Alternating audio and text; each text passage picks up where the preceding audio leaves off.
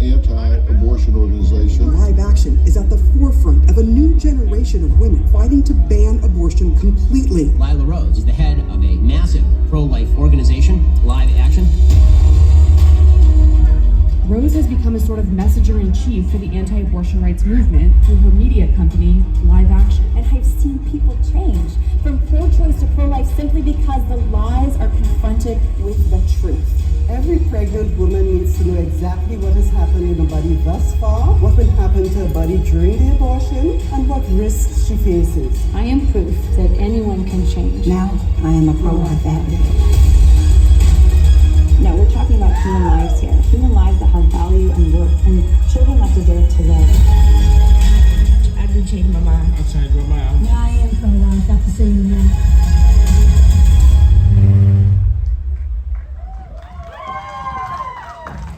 Hello, everyone! Welcome to Live Action's Unite for Life LA! I'm Christina, Bennett, a news correspondent for Live Action. Hey everybody, and I'm Noel Brandt, Director of Communications for Live Action. We have an amazing program. Are you guys excited? Woo! Listen, we're going to do a lot tonight, all right? We're going to celebrate our victories. We're going to talk about the challenges ahead. We're going to pray for our country. The first thing I'm going to ask everybody is if you're not directly at a booth right now, start coming up. We're going to have some amazing speakers and artists kick off the night. And the more of your smiling faces, I know we still have hundreds of people waiting to get in, but the more people that can get up here, the better. We're going to hear from amazing artists, Wande, Alex Pappas, Melody Noel, RaeLynn. It's going to be truly, truly a night to remember. Plus, we have terrific speakers like our very own Lila Rose, Bevere, and even Allie Stuckey. Many of you know Lila, but if you don't, she is the founder and president of Live Action. Live Action is a national human rights organization, and we are a digital leader in the pro-life movement. We change hearts and minds every day. We have over 6 million followers on our social channels, but we always need more people to share the pro-life message. So if you haven't, please follow us on social media. That's right, Christina. Listen, and I hope a lot of people have already found out, we have some amazing food trucks here with a funnel cake truck, the grilled cheese and more truck. We have some terrific organizations, Adele Cosmetics, Students for Life, Sidewalk Advocates, Heartbeat International, and more. So make sure tonight you go visit the booth. We also have a great booth selling some really cool Live Action merch and some stuff that you only are able to get tonight, your Unite for Life t-shirts. So that's going to be pretty awesome. I have the awesome privilege of introducing our first speaker tonight to kick us off. She's a colleague of mine. She's truly a light in the darkness of social media. Social media can have a lot of darkness. Sami Parker does so much for the pro-life movement online. Yes, Sami is a fellow Live Action influencer. And you will recognize her from TikTok, our Live Action TikTok, where she shares the hard truth with love every single day. Let's welcome up Sami.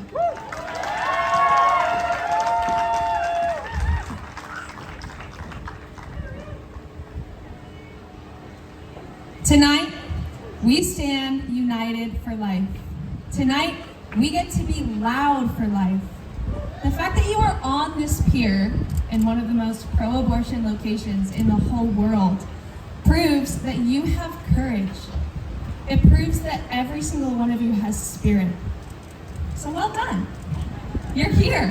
And we can say that our movement is bold because of people like you who are ready to show up. But guess what? You and I need to be bolder, and we need to be louder. And that's exactly why we're here tonight. For those of you who do not know me or not familiar with me, my name is Sami. I'm a lot of different things. I'm a wife to this guy right here. I'm a mother, if you can't tell. And I also work with live action. My official title is a social media associate, which is just a very fancy way of saying that I spend way too much time on TikTok and on Instagram. So when I was trying to figure out what to share with you tonight, that's exactly where I went. And I took a poll on my Instagram story a few days ago. And I said, pro-lifers, what is the one thing holding you back from being boldly pro-life? And I was ready to come here tonight and address all the different things that were said, because I figured there would be a lot of different things said. But there really wasn't a huge contrast in what was answered. 4 out of every 5 people who answered my poll said something along the lines of, I'm scared. I really don't want to offend anybody. All my friends make fun of pro-lifers. My family's pro-choice. I understand that. That's scary. When I became publicly pro-life about 2 years ago, I lost tens of thousands of followers within days. Almost every single one of my friends from my Christian university dropped me. And I've had family members do the same. And that's really painful. I don't want to diminish how painful that is. But we cannot let that pain stop us. We cannot let that pain silence us. Because if we are waiting for people to be more accepting of our opinions before we speak up against the injustice that is abortion, we will always be waiting. And you and I both know what happens every single day that we wait. Hundreds, thousands of innocent and precious lives are taken. So tonight, you and I get to make a decision, and I'm very excited for it. We get to choose, are we going to keep waiting, or are we going to keep winning? Because the pro-life movement is winning. I don't know if you've heard or not, Roe v. Wade has been overturned. That is no small feat. But if we want the pro-life movement to keep winning, you and I have to decide right here on this pier tonight that we are going to be bolder and that we are going to be louder. So enjoy tonight. This is a world-class event. Look at the sunset on the pier, sing along with our performers, they're all incredible. Listen to our world-class speakers. Have a good time surrounded by such a beautiful community of people. But take tonight to really listen and gather your courage so that when you walk into school on Monday, you are ready to be louder. So that when you clock into work, you are ready to be bolder. Because the pro-life movement will win if we can all be unified in the decision to walk off this pier tonight, bolder together, louder, and braver. So tonight, let us truly unite for life. Now I want to invite onto the stage my good friend Autumn. Would you guys give her a warm welcome, please?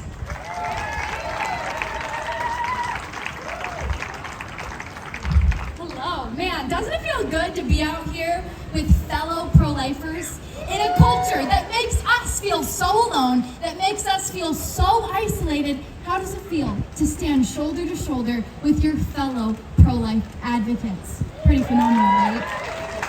Well, my name is Autumn Higashi, and I am here with Students for Life of America, and we exist to recruit, train, and mobilize the pro-life generation to abolish abortion. Now, looking out at the crowd, I don't know all of you personally, but I do know that every single one of you has a part to play in this movement. Every single one of you has skills and gifts that we need so that we can abolish abortion everywhere. We need to continue to speak up, to unite for life, so that we can go back into our communities with boldness.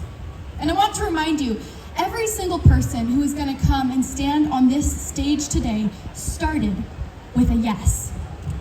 And so, today, I want to challenge you, do not leave today without knowing what your next step is. I want you to leave today with a yes. A yes to get involved, a yes to stay motivated, a yes to bring the pro-life movement into your community to change hearts and minds about abortion. Students for Life would be honored to accept your yes today. We want to partner with you to build a community of pro-lifers on your college, middle school, or high school campus. So please, come see us. We are over here at the Students for Life booth, and ask us how you can get involved in the pro-life movement, because you have a part to play, and we are so excited to partner with you. It is so good to be with you today, and I hope to see you again in January for the March for Life and the National Pro-Life Summit the day after the march, hosted by Students for Life of America. You can find more information at prolifesummit.com. Come see us at the booth. I can't wait to chat with you all.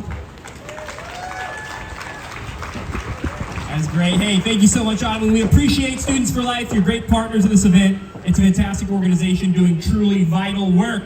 Now I'd like to introduce our next speaker before our first musical guest. We have Mr. Jonathan Keller. Jonathan is the president of the California Family Council. He's doing amazing work in California. You know, I hear California isn't that friendly to pro-lifers. I don't know if that's true or not, but Jonathan is helping light the way for the pro-life movement here in California. He's a longtime friend of Lila Rose and of Live Action.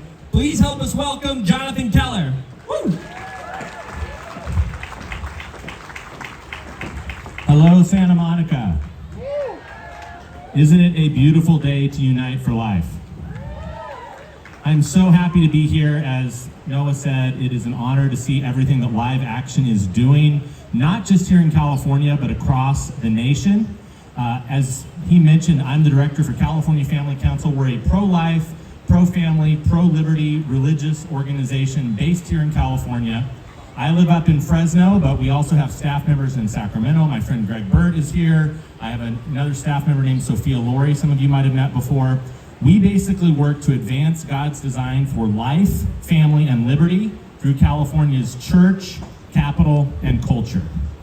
And yeah, you can clap for that, that's fine. Now, you guys might know that's kind of a hard job here in the state of California. California is the front lines in the battle for life. And that's why it's so important that we unite. Because we know that some of our friends on the other side of the barricades here don't like the message that we have. They don't believe that life is sacred. They don't believe that life begins at conception. But you and I know the truth. You and I know that God created every single one of us in our mother's womb.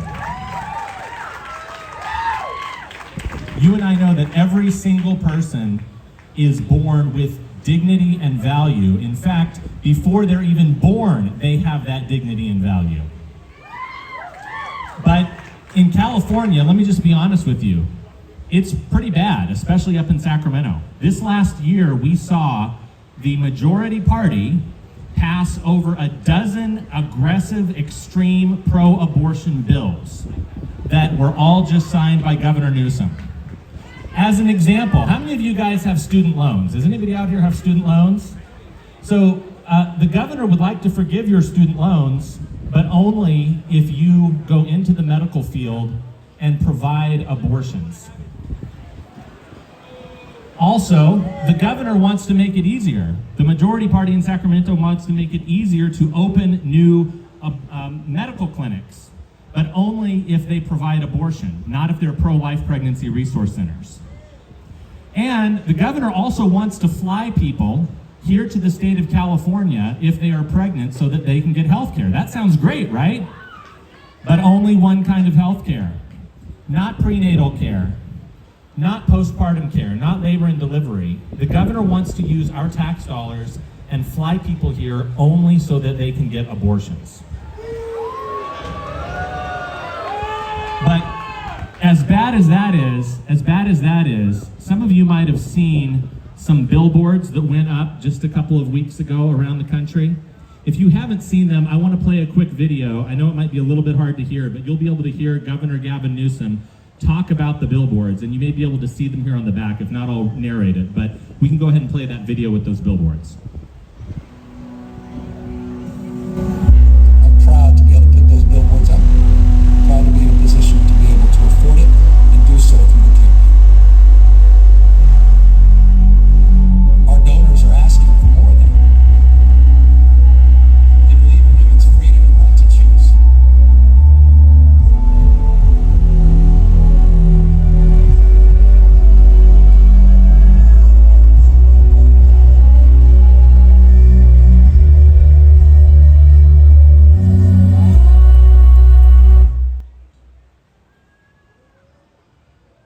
That might have been a little bit hard to hear. I know that was a little bit loud. Let me give you guys the website for that. thisisyourneighbor.com. Basically, what Governor Newsom did with those billboards was he put billboards up in 7 states around the country. And in some of those states, if you can believe it, they said, need an abortion? California is here to help. And do you know what he put on the billboards? He put the words of Jesus in the Gospel of Mark saying, love your neighbor as yourself. He literally used the words of Jesus to try to advertise for abortion. But you and I know, again, that's not what our faith teaches us. Amen? If you'd like to find out more about that website, if you'd like to find out how you can share that video, if you want to watch the whole thing on YouTube, just go to thisisyourneighbor.com. Thisisyourneighbor.com. I want to thank Lila and the entire live action team. Guys, you are doing incredible work, and the battle for life is here in California. We're not here just because it's a beautiful day. We're not here just because we love the weather and it's great to be in Southern California. We're here because this is ground zero for the fight for life. I'm privileged and honored on behalf of California Family Council to unite with every one of you. Thank you for your boldness, your courage, and your tireless advocacy for our most vulnerable brothers and sisters. God bless you. Thank you.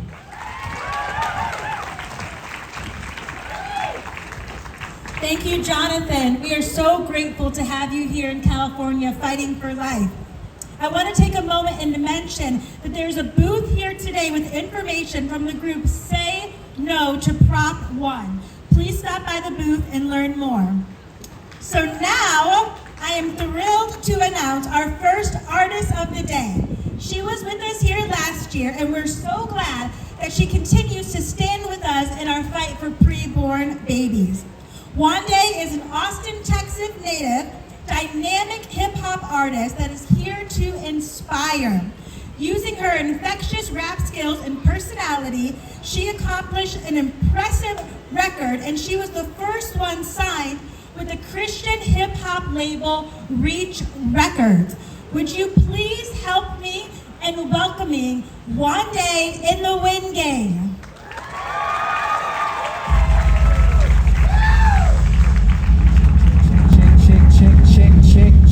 Check.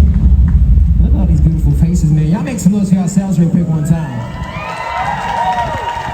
All right, so I want to test the waters a little bit. Before we bring Wande out, I want to see, man, I just want to kind of get the energy in the place. You feel me? Who in here loves their mama? I like that. Who in here loves God? I like that. Who in here loves hip-hop? Okay, cool. So we got some hip-hop heads in here, man. So here's what I'm gonna do. I'm gonna hype y'all up a little bit real quick before we get up here. So if you're in the back, can you just make your way up towards the front a little bit more? Feel free to get up out your seats, come down, and we're gonna have a little fun. We don't bite, I promise. We just wanna have a good time, you feel me? So here's what I'm gonna do. Right where you are, right where you are. Yeah, come on, I see y'all, come on down. For those of y'all who don't know, I go by the name of DJ Kid Cream. And so I'm gonna turn y'all up real quick like this, all right? Here's what we gonna do. I'm gonna play this track, and right where you are, I want you to strike a pose, all right? On every beat, I need you to strike a pose, okay? It's gonna sound like this. It's gonna sound like this, okay? So on every beat, all you gotta do is strike a pose. I'm gonna show y'all, right? We gonna do it like this. We gonna do it like this. So on the beat, do your thing, and you know what I'm saying? So like that, strike a pose. That's it. So when the beat drop, that's all I need you to do. You ready? You gonna go like this. 3, 2, 3, 2, 1. Strike a pose. Say it. Okay. One more. Yeah. One more. Okay. Then we gonna get low. Bounce. Let's go.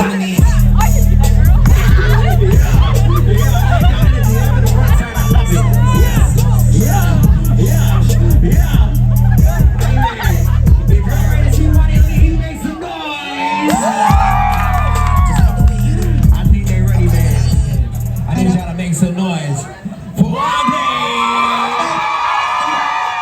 Y'all doing good? All right. So my name is Wande. I brought my homies with me, and we're about to have some fun. Let's get started. Yo, it's lit. I've been blessed up. I've been broke down. Gotta catch up. Gotta shine now. Running faster. Hands up. Let's go.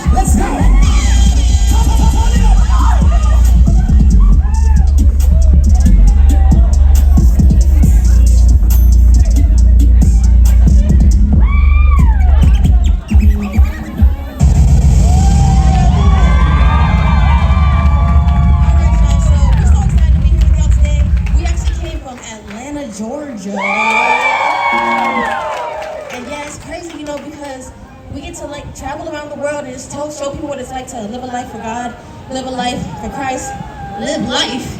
And so it's been beautiful just being able to bring my homies. So I got Deja here. Say, what's up, Deja? What's up, Deja? I got KT. Say, what's up, KT? What's up, KT? I got DJ Kid Cream. Say, what's up, DJ?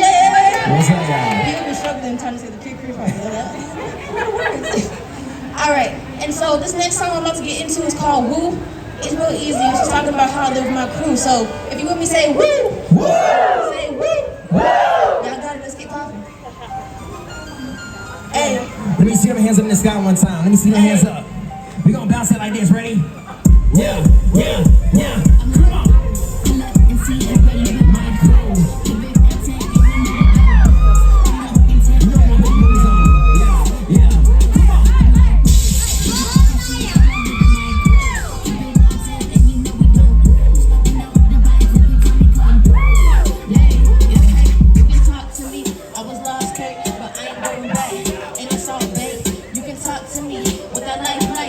Some dark days, I still shine bright. And when you elevate.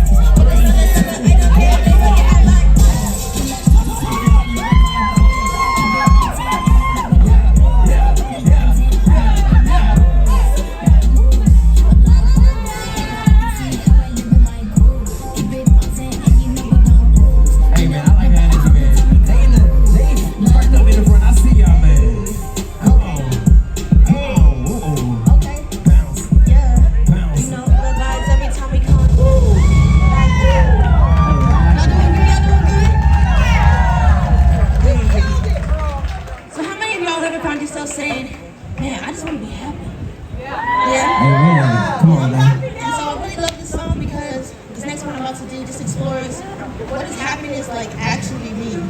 Because I think often what happens is if you don't know what that means for yourself, you find yourself trying to fill that up with temporary voids. And that can look like something like relationships. You might be like, man, I'm bored. I want you to be with this person. Which is a bad thing to do. But that can put you in some bad situations. And we're talking about pro-life here. A lot of times people's reasoning behind not being pro-life is they're like, well, what if I make a mistake? What if I do something, what if I'm in a situation I don't want to be in? And so often things like that, like trying to fill up all of these things, being just wanting to be happy, you just often find yourself in situations where you're like, man, I didn't want to do this. I was trying to be happy, and then now I'm here, but oh well, peace out. And it's like, nah, if you actually found a full source and had a real source for where your joy was coming from, sometimes you can prevent yourself from being in those situations. Come on, man. This song just explores what happiness means and just finding true joy in yourself, so that way you don't have to settle for situations and end up in compromising situations for yourself. So let's get started. Hey, let me see the hands of the man. We gon' wave like this, man. We gon' wave. Come on. Come on. Yes, sir. Look, I need that happiness that comes from above.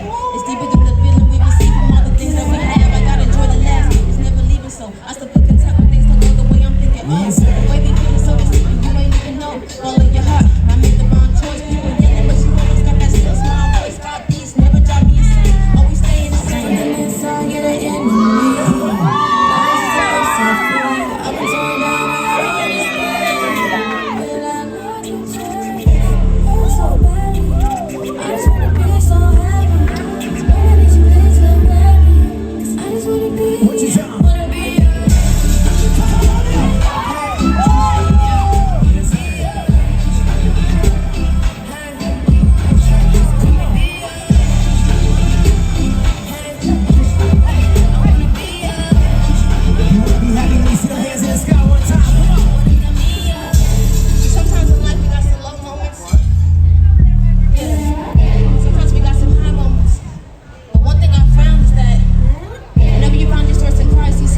Because he has overcome the world.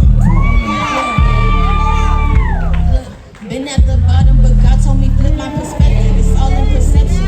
Every time that I feel low, he gon' step in. Make sure when you running, got some direction. Devil, he plotting. I see the deception. We haven't you noticed when we at our lowest? I pray your life be having some focus.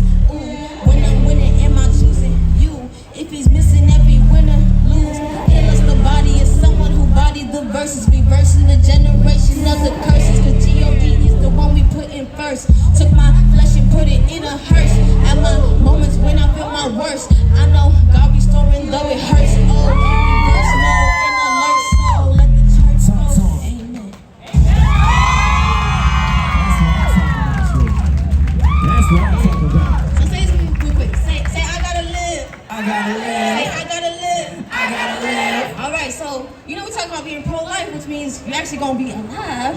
Come on now. And so with that, I want y'all to remember too, like while you're out here living, there's a thing called confidence.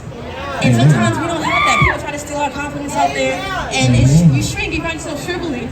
But you actually gotta step out sometimes and be like, you know what? I'm gonna live. I'm gonna live my life. I'm gonna be who God called me to be. I'm gonna step out with confidence everywhere I go. And so I wrote this song just as an encouragement to everybody out there. If you're ever feeling like, man, I don't feel confident right now, I feel real small right now, you can stand in confidence knowing like, you know what, God got my back, and I'm gonna choose to live today. So stay tuned with me. Say, I gotta live. I gotta live. I gotta live. I gotta live. Let's get it. Yeah. So I need y'all to get low. Say, I gotta live. I gotta live. Say, I gotta live. I gotta live. Yeah. I get it, but real must admit it. Some people ain't with it, but I gotta live it. That's what's up in it. That means you can't get it, but you can get yours if you just stay submitted. Born in the city, but he made me acquitted. All I had to do was just sit in and minute. Must have been a killer. You were permitted. Trust me, you're going to just go with it. See that love like this. The girl so free. Yeah. I just like to live it. God hate don't come around me. Yeah. Wake up, I'm turning the pages. Looking like that's what my name is. Running that race and I'm blameless. Chasing the look like a flame. Hey, the devil around me, I told him to stop. Real optimistic, I got nigga missing some negative energy. I had to block. I had to listen and keep it persistent. My own competition, no compete with y'all. I'm on a mission to send you a gift. So I gotta go, let's go. Hey, so I gotta live. Hey, yeah, I gotta live. Hey, look, I gotta live. Yeah, see, I cannot quit. The fire is low.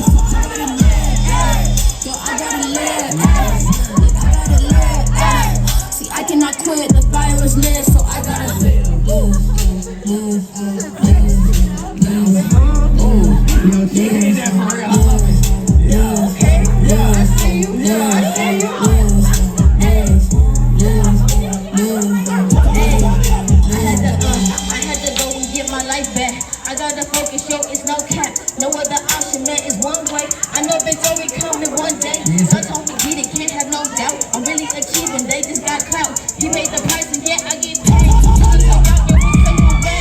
know coming like this. Never turning back, oh no. I ain't still like that shiny. I gotta go let it glow. Hey, wake up, I'm hitting my knees, miss. There's no moments they don't see, miss. Believe in something you can't see.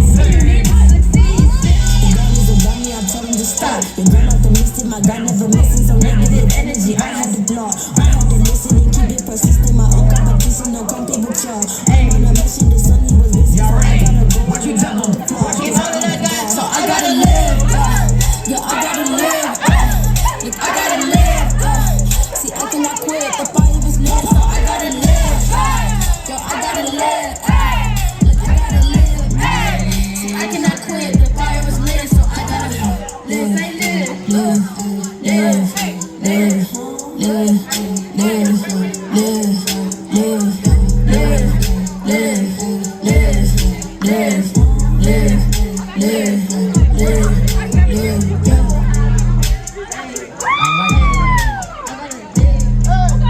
I gotta live, say I gotta live, I gotta live, I gotta live.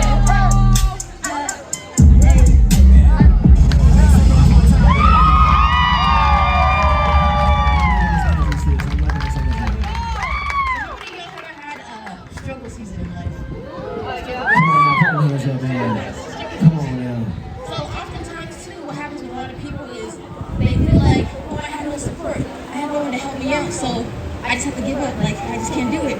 But I want to send some encouragement that, you know, always renew your mind, always remind yourself like, no, there are people out there who actually love me, who actually care about me. And so you can be at the bottom, but you can rise to the top. And so I have this song coming up, it's called Iconic, and it's just talking about how you can be at the bottom right now, you might feel like you're all alone, but I just want to encourage you to remind yourself there are people around you who love you, who care about you, and you can start at the bottom, but you're gonna rise to the top. So let's get it. Yes, sir. It's one of the ones. Hey, just bounce, yeah. Hey, yeah. Hey, at the gate, yeah. God don't make no mistakes. What's your favorite? Hey, yeah. Time to wait, no. You can't stay or the game's time to let go.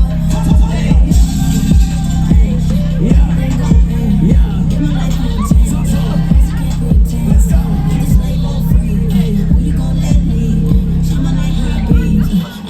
Thinking about my future can't be neutral, so intentional. Started switching gears when he admitted shit was rated go. Homie had to try to see what I was in his plan, though. Cause he popped a man, but what he needed was the lamb. Inside looking clean, inside looking empty, you ain't feel complete, half up like a Sami Parker. About to crash from the chief, now you dashing. Need a stat with a stash, everlasting. Everything gon' end. Live my life on 10. Just can't pretend. In this label free. When you gon' let me shine my light hot beams. On the race for speed. Hey, at the gate, yeah. God don't make no mistakes. What's your fate, bro? Time to wait, no. You can't stay or the game's time to let go. Everything gon' end. Live my life on 10. Just can't pretend. In this label free. When you gon' let me shine my light high beams on the race full speed. Hold up, we gon' switch it up. Scenery, hey, let's take it back. I'm talking nice out things.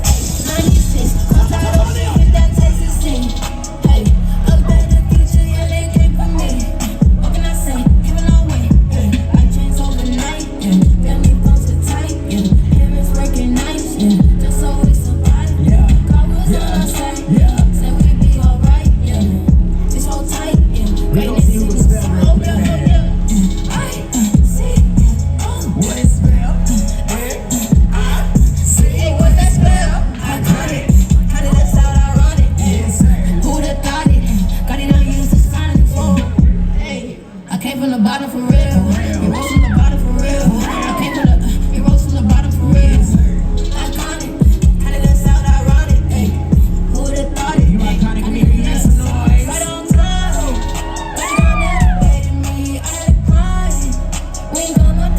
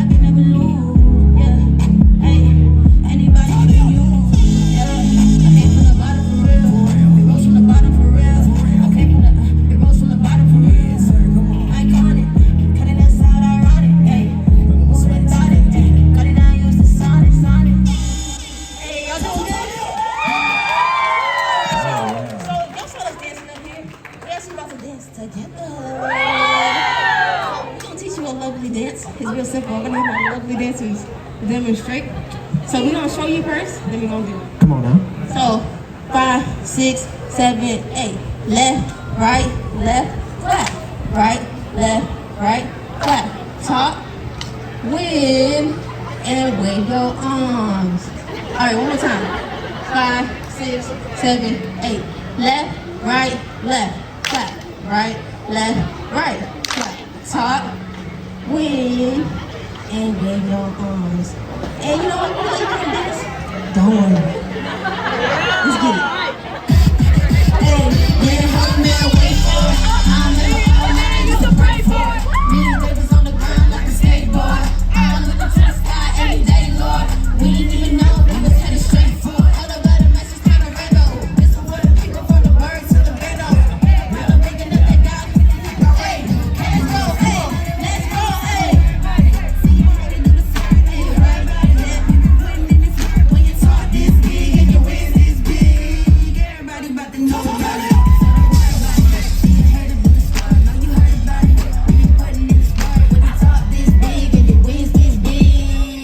About to know about it.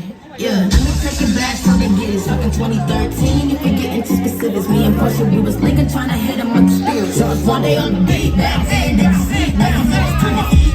It's no ambition in the pudding, got the same goal. We also different, we go into say so. They kept wishing they get a man, we middle them with the hooks to show them a better plan. Ayy, looking fine, and he say, yeah, I like that. We don't want to see the hate, we don't type that. Now, because if you said it, then it's done. Call it holy girl, some of the with the sun, hey. See you hate to do the sign, hey. Right by the head, we been running in this train when you talk this big and your waist this high. Everybody about to know about it. See you hate to do the sign, hey. You putting this work when you talk this big and your waist this big. Everybody about to know about it. Say don't worry about it. Don't worry about it. Say don't worry about it. Don't worry about it.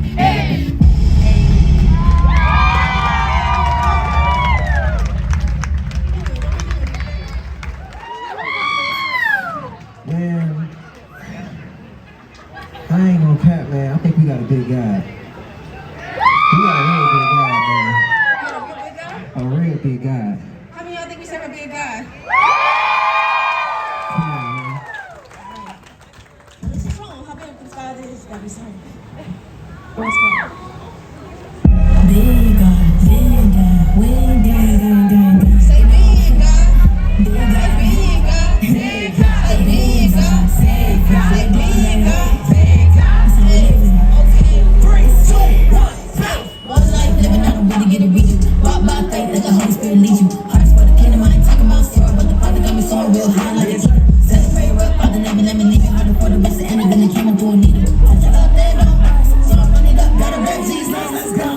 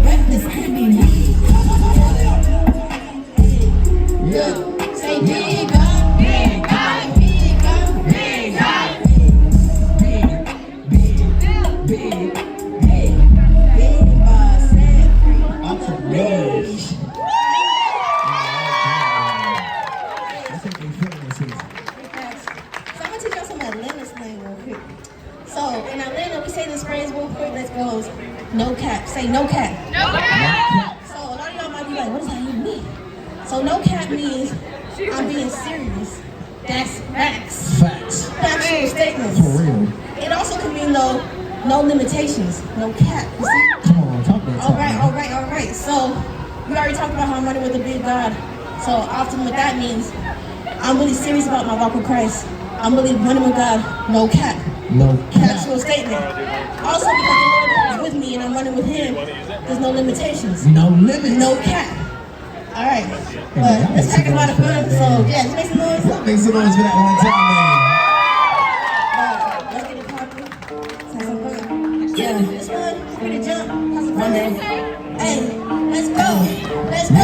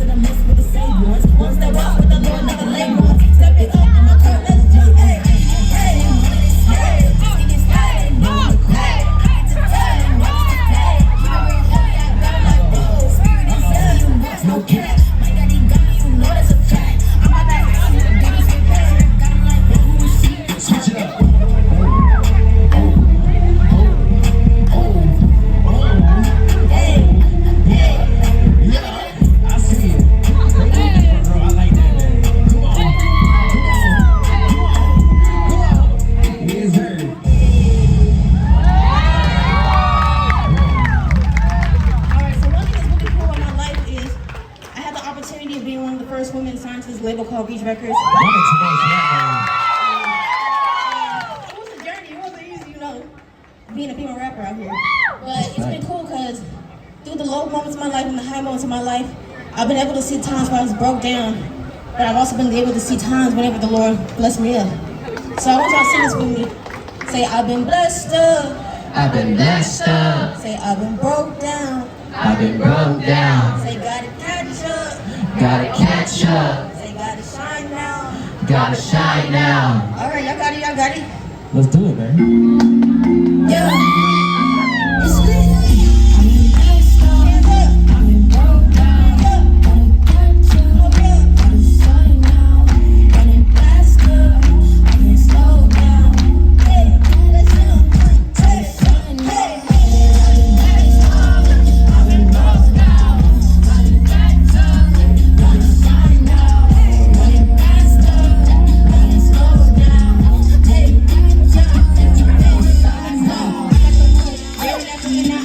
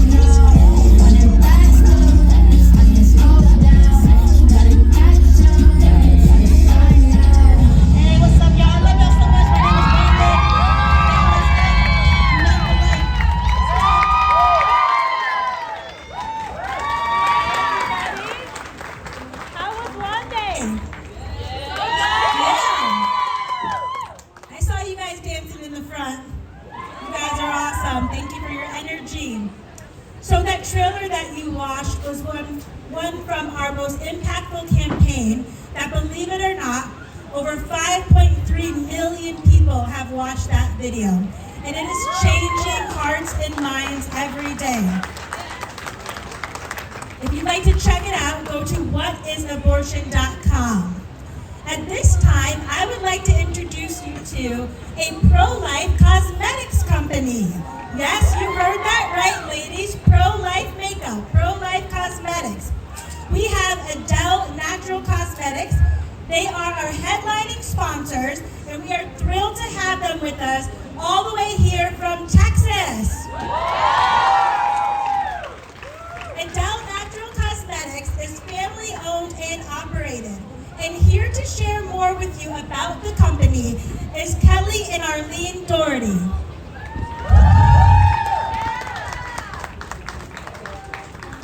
Hi guys, it's good to be with you. This is my wife Arlene. I am Kelly. We, along with our family, our kids, are the owners of Adele Natural Cosmetics. We formulate and produce our own cosmetics and skincare line, all made right here in the USA. We are just so thankful that Live Action has invited us to take part in this event, because we see our business as much more than just a way to make a living, but also, very much so, it's a ministry for us whereby we consciously want to encourage others to know and to come to understand that their worth, their identity is found in the image of God by faith in Christ. And it's only then that we believe that we can truly understand the worth of that child in the womb. I think it was one of our customers who once said it like this, that she contacted us and said, you know, it's through your company that I've come to realize that my worth, my identity is not in what I look like, which I thought was interesting because we're a makeup company. But she went on to say, my identity is in Christ. And for that, we praise the Lord. We thank Him for how He uses us. Over 20 years ago, my health was in shambles, and I went holistic in my approach to healing. I was changing my diet, my lifestyle, and I had to change makeup too. I'm an 80s girl, and you know, you just gotta wear makeup. And so I started in my kitchen making cosmetics with minimally processed ingredients, and we made a company out of it. It's different than what I really imagined it to be. It's a lot better. Today it's grown, and we thank God for my health and also that I can help other people. But perfect skin, money, implants, stereotypes, and age do not define beauty. Nor do they heal any insecurity. 1 Peter 3:3-4 says to be occupied with making beautiful the hidden person of the heart with the beauty of a gentle and peaceful spirit, being calm, self-controlled, and spiritually mature is what is precious to the Lord. We desire to bring dignity back to a very dark industry. This is what Adele is about. You can find us on Instagram at AdeleNaturalCosmetics.com, and we're so thankful to be here. All right, let's give it up for Adele Natural Cosmetics. Thank you guys for all of your support. And they have a booth, and their booth is right next to the Live Action booth, so check them out. I will be doing the same. I could use some new makeup, so check them out. So next, I have the pleasure to introduce a very powerful speaker, one of my favorite people on social media. She is the host of the podcast Relatable on Blaze TV. Oh, you guys know who I'm about to introduce, where she breaks down the latest in culture, news, and politics from a Christian conservative perspective. Can you please welcome to the stage, Allie Stuckey.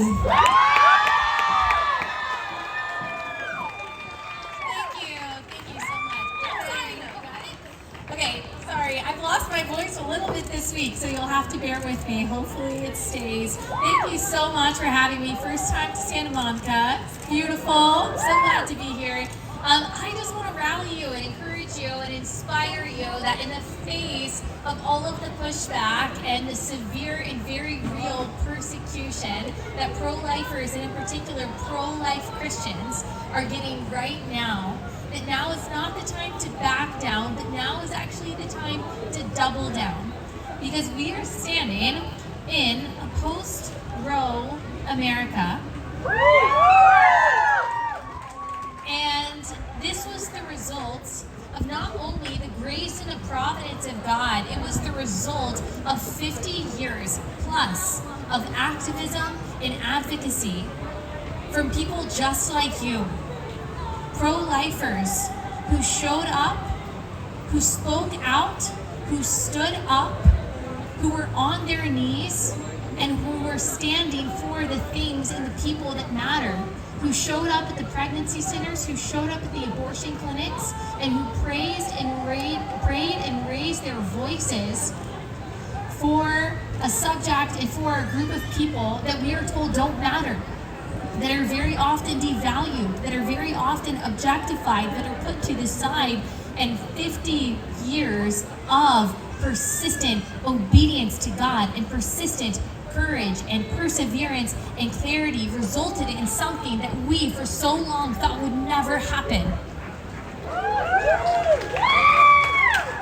This was 50 years, half a century of people showing up without praise, without acceptance, without tolerance, facing maligning from the media, facing slander, facing criticism, sometimes from their own community, from their own church, from their own family. This is 50 years of thankless work of pro-lifers that finally resulted in the overturning of Roe v. Wade.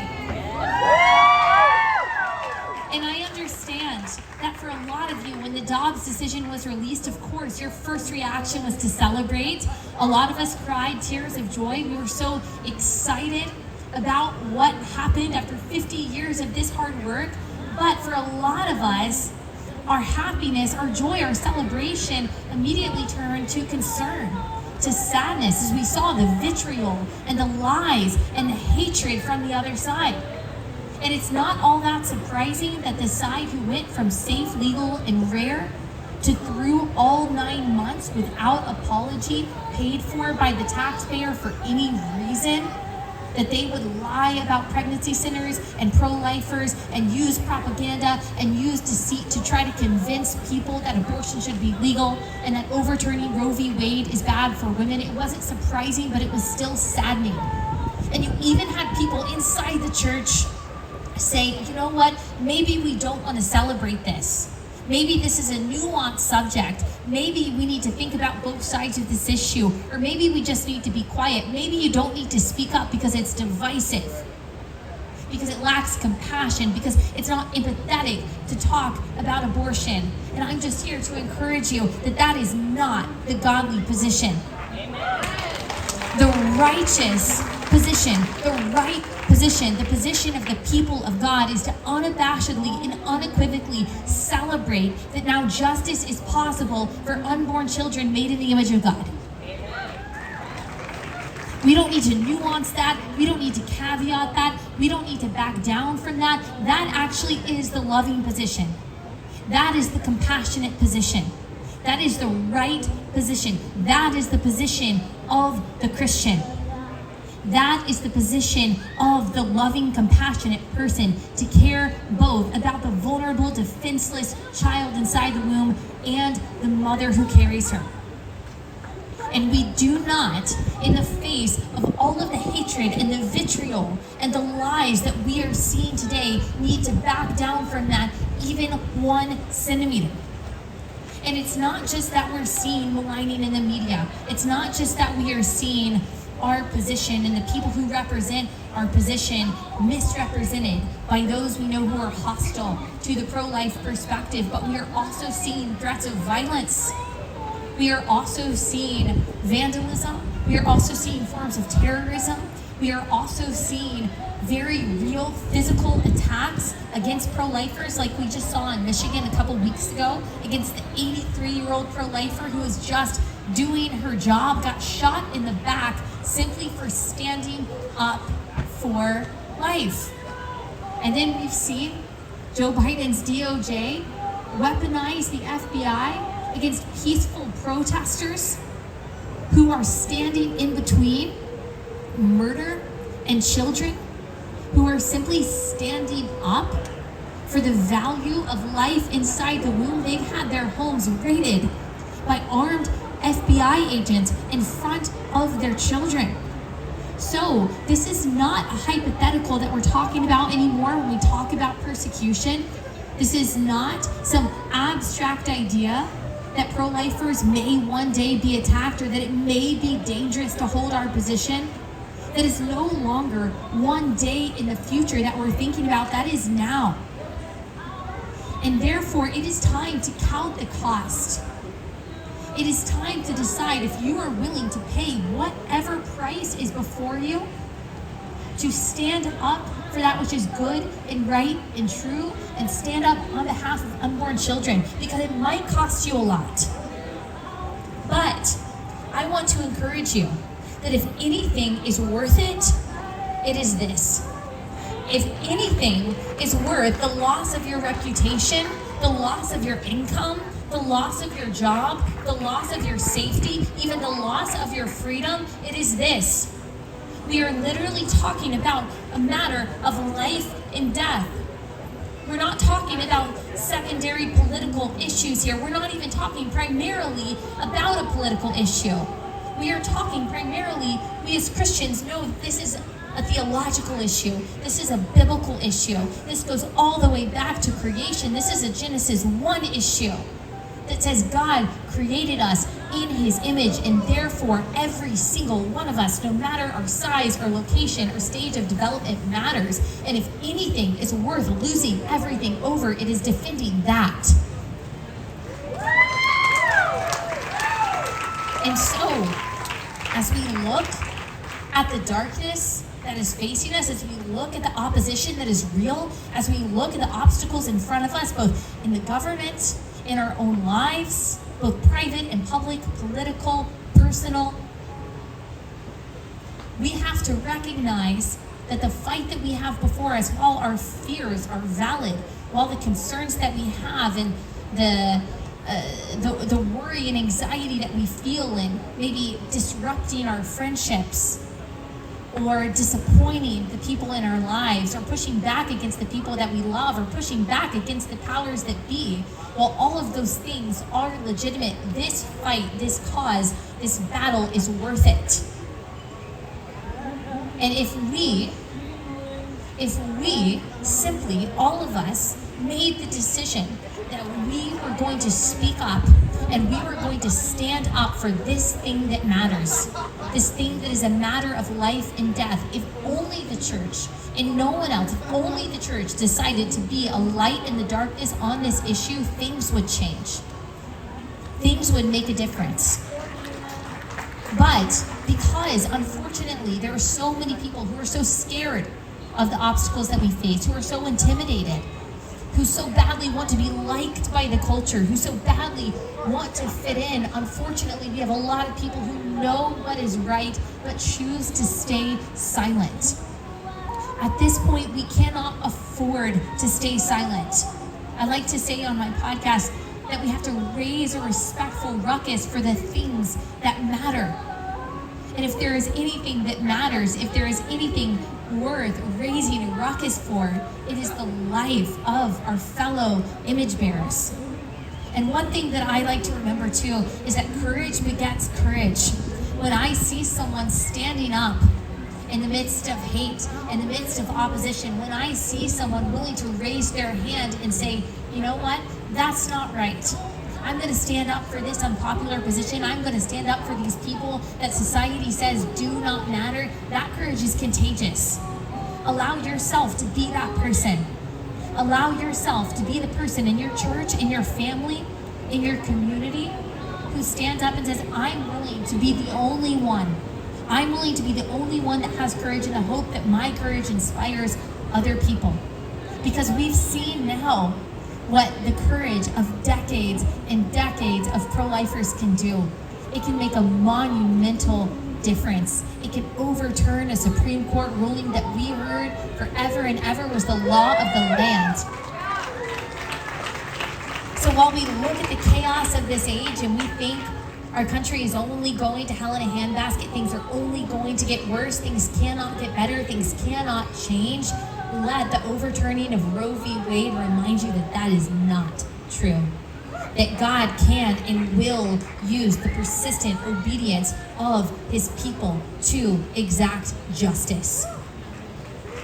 And that is our role, that is our responsibility, that is our great privilege. To be ambassadors of that truth on behalf of people who cannot speak for themselves, people who do not have the power to fight for themselves. If we have any role in this life, it is that. Thank you.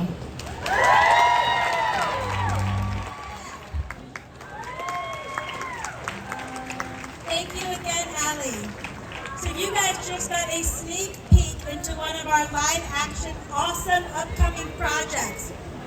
Both this video, Along for the Ride, and our previously released video, Baby Olivia, both convey the beauty of life in the womb. Understanding the humanity of the preborn child is so important in ending abortion. We want you to please check out Baby Olivia and Along for the Ride and share these videos to everyone you know. Can you do that? Will you do that? Okay. So now I would like to share something personal about my story in my life.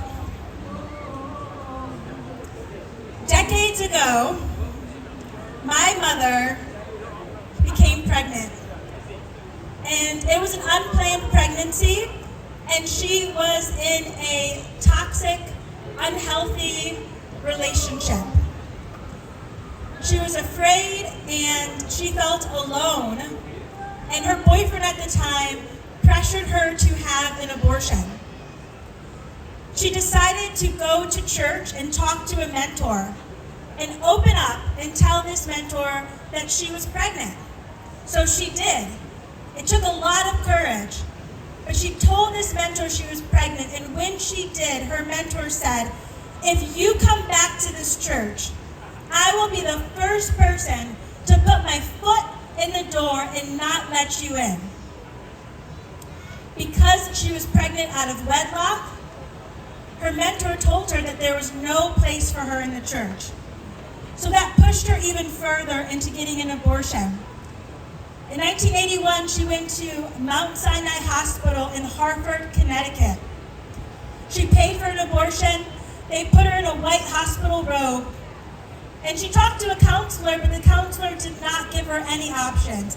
She only told her that she was making the best decision. She told her to go into the waiting room and the doctor would call her name. But before that happened, she paused in the hallway for a moment. And in that moment, there was an elderly black janitor, an elderly woman who saw my mom, walked up to her and said, "Do you want to have your baby?" And even though she had already paid for the abortion, she said yes. Because this woman looked at her and had eyes that were like pools of water. And she lit a fire in my mother's soul. And she said yes. She went into the waiting room and the doctor called her name. And she realized that this abortionist had not cleaned up the blood from the last child that he had killed. The blood of the last baby was on the floor, and she said, "No, I've changed my mind. I want to keep my baby." And the abortionist said, "You've already paid for this." Again, she said, "But I've changed my mind. I want to keep my baby." And he said, "No, you're just nervous. You can get through this." And again, empowered by the words of this janitor, she said, "No, I changed my mind. I want to keep my baby." And this abortionist said, "Don't leave this room." But I thank God that my mother did not listen. And she ran out of his office and she saved my life.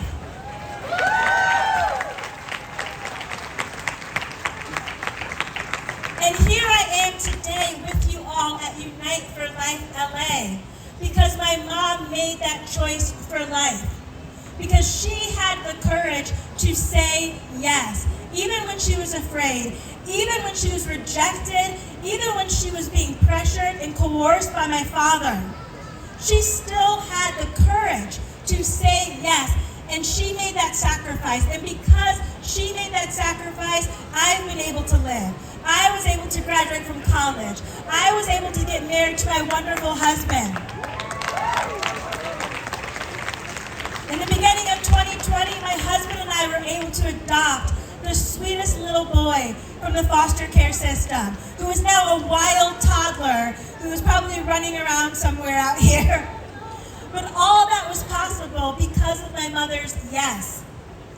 And tonight, you two are being asked to do the same thing, to say yes to the cause of life, to make a sacrifice, even when you might be afraid, or even if you feel alone, or even if it's unpopular. I believe that this issue of ending abortion and saving human lives is the greatest human rights, civil rights issue of our day. And will we say yes to the fight? Will we? Because, amen, it's going to cost you something. It may cost you friends. It may cost you reputation. But it is worth it. Because we cannot put a price on human life. Every human life is valuable. And I thank God that He saved mine. And I thank God that I'm able to be with you guys tonight. God bless. Oh my gosh, thank you, Christina. Guys, let's give a round of applause for Christina, Bennett, and Allie Stuckey. Thank you, Christina. Thank you, Allie. You guys are amazing. All right, the night's just getting started, everybody. When the sun goes down, that's when the party really starts at Unite for Life. For the next couple minutes, Lila Rose will be signing her book, Fighting for Life, at the live action tent back there. So if you have a book that you want to be signed, now is the time. It's a great read. You'll find out about how she started out fighting Planned Parenthood, making sacrifices, doing undercover journalism, and it'll inspire you to be able to make that type of change here in your communities. Now, listen, for our next performance, I'm really excited about this, but for this one, we got to do as much standing up as we can. We got to stand up and move forward. This is going to be a worship event here. We got to get close to the stage, and we got to sing, let our voices be heard, and get up close and personal. Alexander Pappas of Hillsong Young and Free is coming up next. Listen, Alexander's music, his music can be heard in churches every Sunday across the country. This is going to be an amazing time, and we got to show him love. So please help me welcome Alexander Pappas.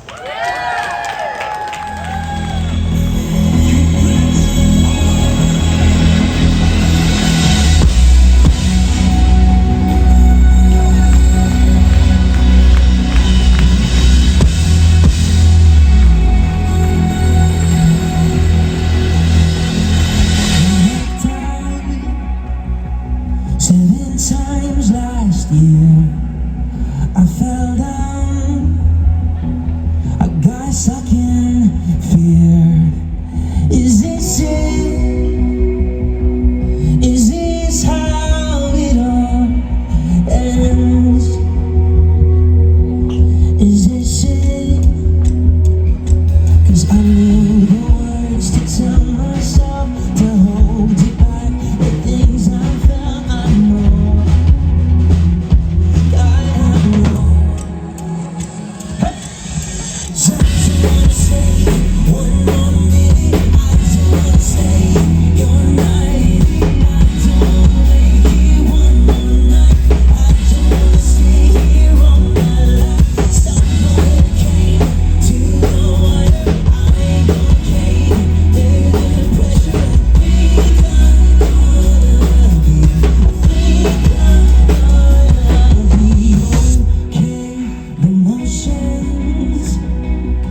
Got the best of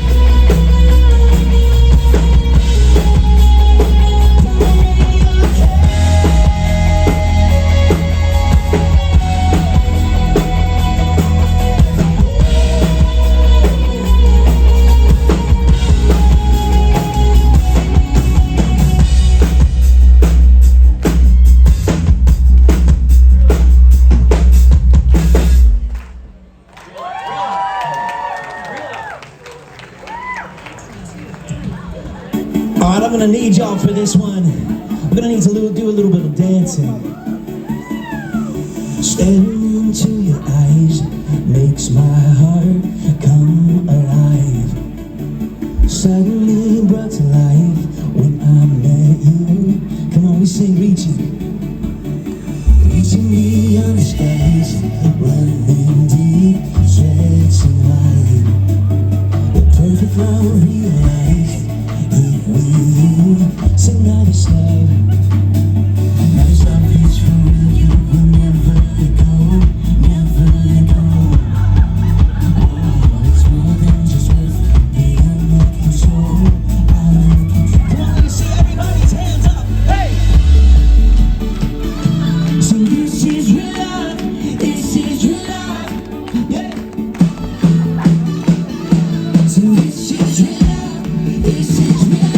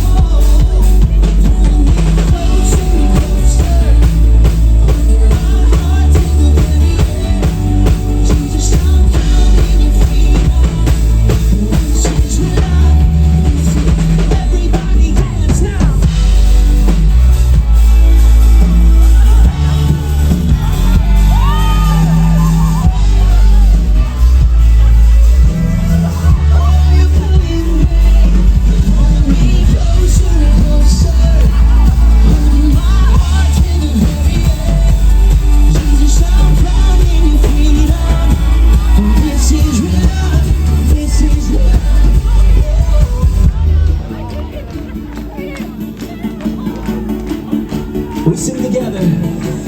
Staring into your eyes makes my heart come alive. Suddenly brought to life when I met you. 1, 2, 3, jump! This is real love. This is real love. Yeah. This is real love. This is real love.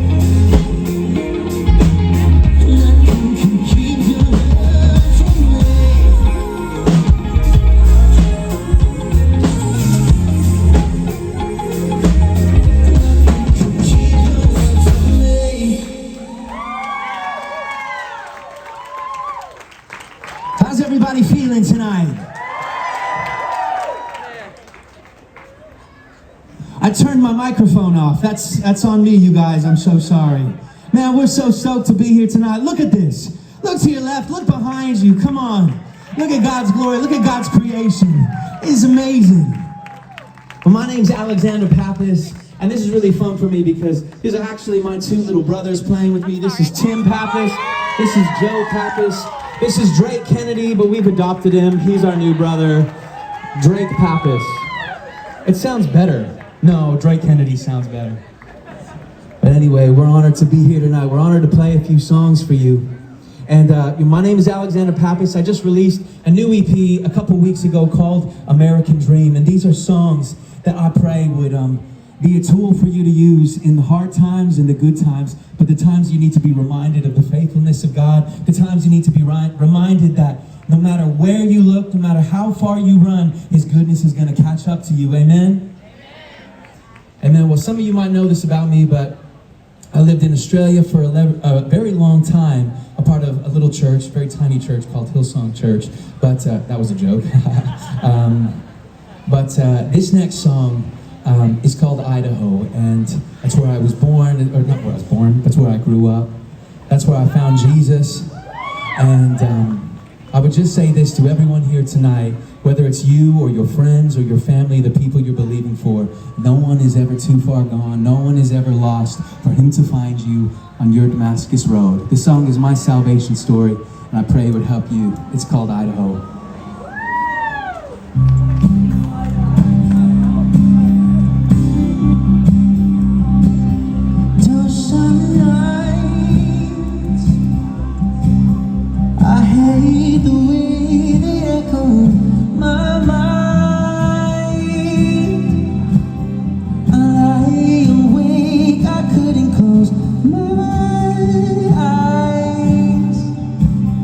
And in my head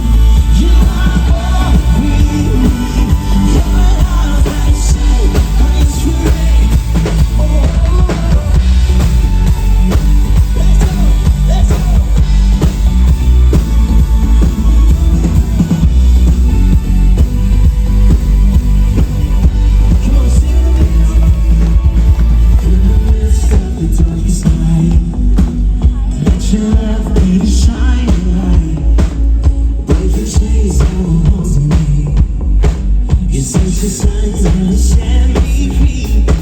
'Cause everything I just walk away. I'm missing no till I see your face. Oh, I believe that you will be there. Oh, I will stop till you change and come. Here we go.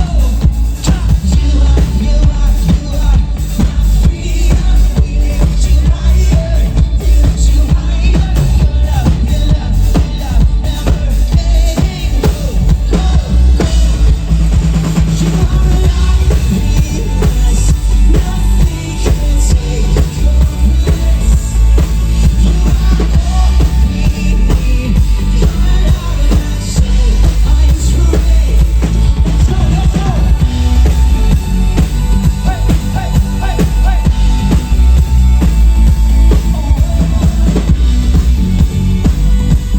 Come on, when you're standing, when you're sitting, let me see those hands up. That's good, come on. You are. Come on, would y'all sing with me? 'Cause you are my freedom. We lift you higher, lift you higher. Your love never letting go.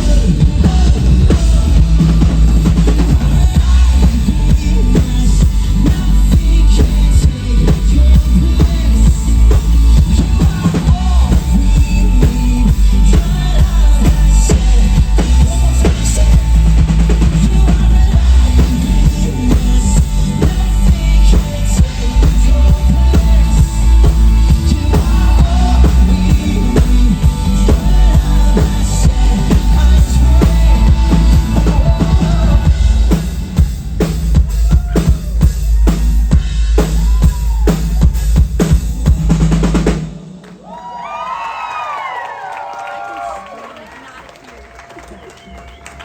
Well, thanks so much for hanging with us. We got one more song tonight. This next song is very special. This song is called A Beautiful Life because we know this life is beautiful. It is a life that is meant to be enjoyed, not endured. Life with Jesus is the best thing that could ever possibly happen to you, amen? We're excited to sing this song, A Beautiful Life. We want to thank Live Action for having us tonight, the whole team here. Can you give it up for all of the team and the speakers and the other band? Well, come on, let's do this one together. This song is called A Beautiful Life. Let's go.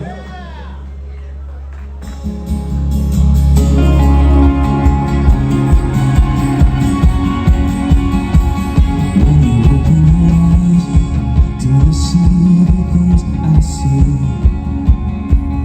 It's a beautiful life, a bold and untold dreams. Would you believe me if I told you there is a promise that will find you?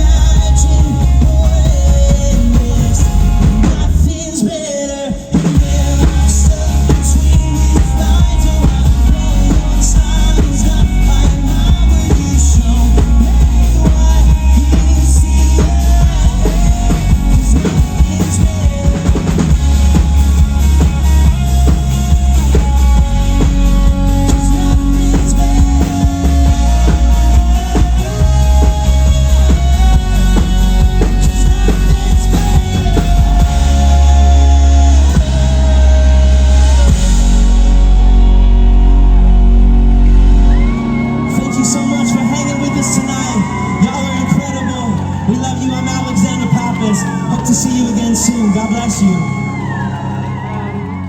It was Christmas Day of 2018. I was 16 years old. My boyfriend was 18 at the time. We had been dating for about 4 months. I felt that something was off with me, so I looked up some symptoms online and it was matching up with pregnancy. I went to the store to get the pregnancy tests, went home, I took one, and almost immediately the second line came up, which means that you're pregnant. I was just in disbelief at first. I was like, no way, I'm not pregnant, not me. A couple hours later, I took another one and also was positive. I have a very close relationship with my mother, so I decided to tell her first. I went up to her and I showed her the tests, and she had already had a feeling that I was pregnant because I was acting differently than I usually do. I was a little bit shocked, but I knew that I would support her. You definitely have always been pro-life, and I knew without a doubt I would never want Veronica to have an abortion. My boyfriend told me he wanted me to have an abortion. His first reaction was just that he was very afraid. I understood where he was coming from because I was afraid as well. I knew that he wanted me to have an abortion, and I felt pressured to do so just because I didn't want to ruin his life or alter his life in a big way when it's not something that he wanted. I actually went down to Planned Parenthood. I was put in a room with this woman, and instead of her talking to me about my options or resources or different ways I could get help, it felt like she was a salesperson and she was trying to sell me on abortion. That just didn't sit right with me, and I knew that that wasn't the place I needed to be, and that's when I went home and did my own research. I searched on YouTube what is an abortion, and I came across Live Action's video where the doctor describes in detail at each stage of pregnancy how the baby is killed. I just felt so upset and sad after I saw that video. I just cried. I knew if I hadn't found that video, that might have been my son who was being described in the abortion procedures, and I might have gone through with something without knowing what I was truly doing. I knew that he was a person, and that he was alive, and that killing him at any stage of life would be wrong. The truth is powerful, and I'm so glad she came across that. My boyfriend saw that video also, and it moved us both, and we knew that we couldn't do that. My baby was over 9 pounds, so I had to have a C-section. They brought me in, and it was about a 30-minute process. The moment I heard him cry, I was just like, I couldn't believe it, and I was so emotional because it felt like it was a blessing that he was there, and I could have almost taken his life away, and I was just so happy to hear his voice. That's a moment I'll never forget, and I just feel blessed to be his mom. I think a lot of women do choose abortion because they're afraid of the lack of support, and also I think they're just uneducated and not completely aware of what they're doing. Your pregnancy isn't just a blob of cells, it is a human being, and it deserves to live.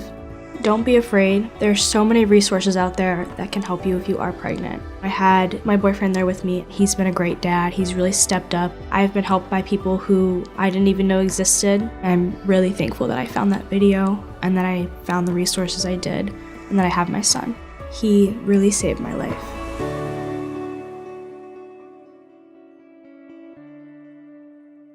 You are my sunshine, my only sunshine. You make me happy when skies are gray. You never know, dear, how much I love you. Please don't take my sunshine away. Guys, let's hear it again for Alex Pappas. Yeah! That's pretty awesome. And baby Myles, I mean, listen guys, when you share the truth, right, when you share the humanity of the preborn, our one fundamental thing we all have in common, that we're all people, we're all alive, people are saved. Like baby Myles, adorable baby Myles is here today because someone shared a live action video. Let's give that a round of applause. I want to invite a friend of mine, Juan Garcia, up. Juan, we're gonna talk for a minute. Listen, Juan is a man of many talents. He's a producer at Fox News, and he's done a lot of work for other conservative and Christian networks. There's Juan, and he's also been shooting videos for us outside today. So Juan, I want to start with this. What have people been saying outside of the event when they've been hearing us talk about life and abortion? Santa Monica, what's up? I love the energy out here, and my favorite part tonight, because I've been interviewing people that are pro-life, they came here to protest, and people in between, and this one girl came up to us and said, hey, I wasn't invited, I was just walking by, but I am just so inspired. Take a look around. This isn't normal. People don't just share this view. People don't just talk about this openly. Not even in the news, like in Christian media. Like I worked at organizations where handlers would come up to me and say, hey, you can talk about anything. You can talk about homosexuality, you can talk about this, you can talk about that. Do not bring up abortion. Why is there so much taboo about something that we hold so much power in? Why is it? Why won't people talk about it? I seriously don't know why, because we do hold the power when it comes to this topic. Yeah, I think they're scared. You know what? They have been scared. And what I saw today by that lady kind of just shook deep in my core. And I know that today, like, this is the start of something. Every time there was a great move in the Bible, we saw it happen with Moses, we saw it happen with Jesus. Children suffered, but then people stood up. That's you guys right now. I know that a great move is coming to our country on this topic, and it's because of you guys standing up and inspiring others to share their truth. What's a recommendation, Juan? Because the people who are here are superstars, right? These people are fire starters. They're on fire for life. How can they communicate to their friends? And especially, there's been media here tonight, right? All TV networks were here tonight covering this. If someone gets pulled aside, what do they say to defend life? I think that the key is to make it personal. Every time we interviewed someone, we asked them, hey, have you gotten blasted for sharing your views? And they said, yeah, on social media. Go to that person's door and say, hey, let's have a talk. Have some coffee. And I was sharing with someone else, like if someone sends a message or DMs you about something on that, send them a voicemail. That always brings down the temperature. That humanizes it. And I think at the end of the day, when you could bring in that human factor, it starts to change lives. Yeah, no, I get that one. If we had one closing thought, right? You deal with the media all the time, and people use the media as a dirty word, the media. But the media is how we communicate, right? That's like, there's good media and there's bad media. How can we help the good media? How can we encourage people when they're consuming the news and they're making the news to be vocal about the human right to life? Yeah, well, I see how the sausage gets made, and it's really not pretty. And so I just encourage all of you guys to just be bold wherever you're at. And don't think that your voice does not matter, because it truly does. And I'll share one story. Like a couple of weeks ago, a CBS report broke that there was this little kid smiling in a mother's belly because he ate carrots. That's a CBS report. They're acknowledging that. It's time for us to stand up and say, hey, like this is our argument, this is our battle, this is the hill we're gonna die on. And so I encourage you guys, wherever you're at, be bold. You could be Kanye bold and wear like a sonogram on your chain if you want. But just be bold. Thank you guys, yeah. Thank you, Juan. Thank you. Woo!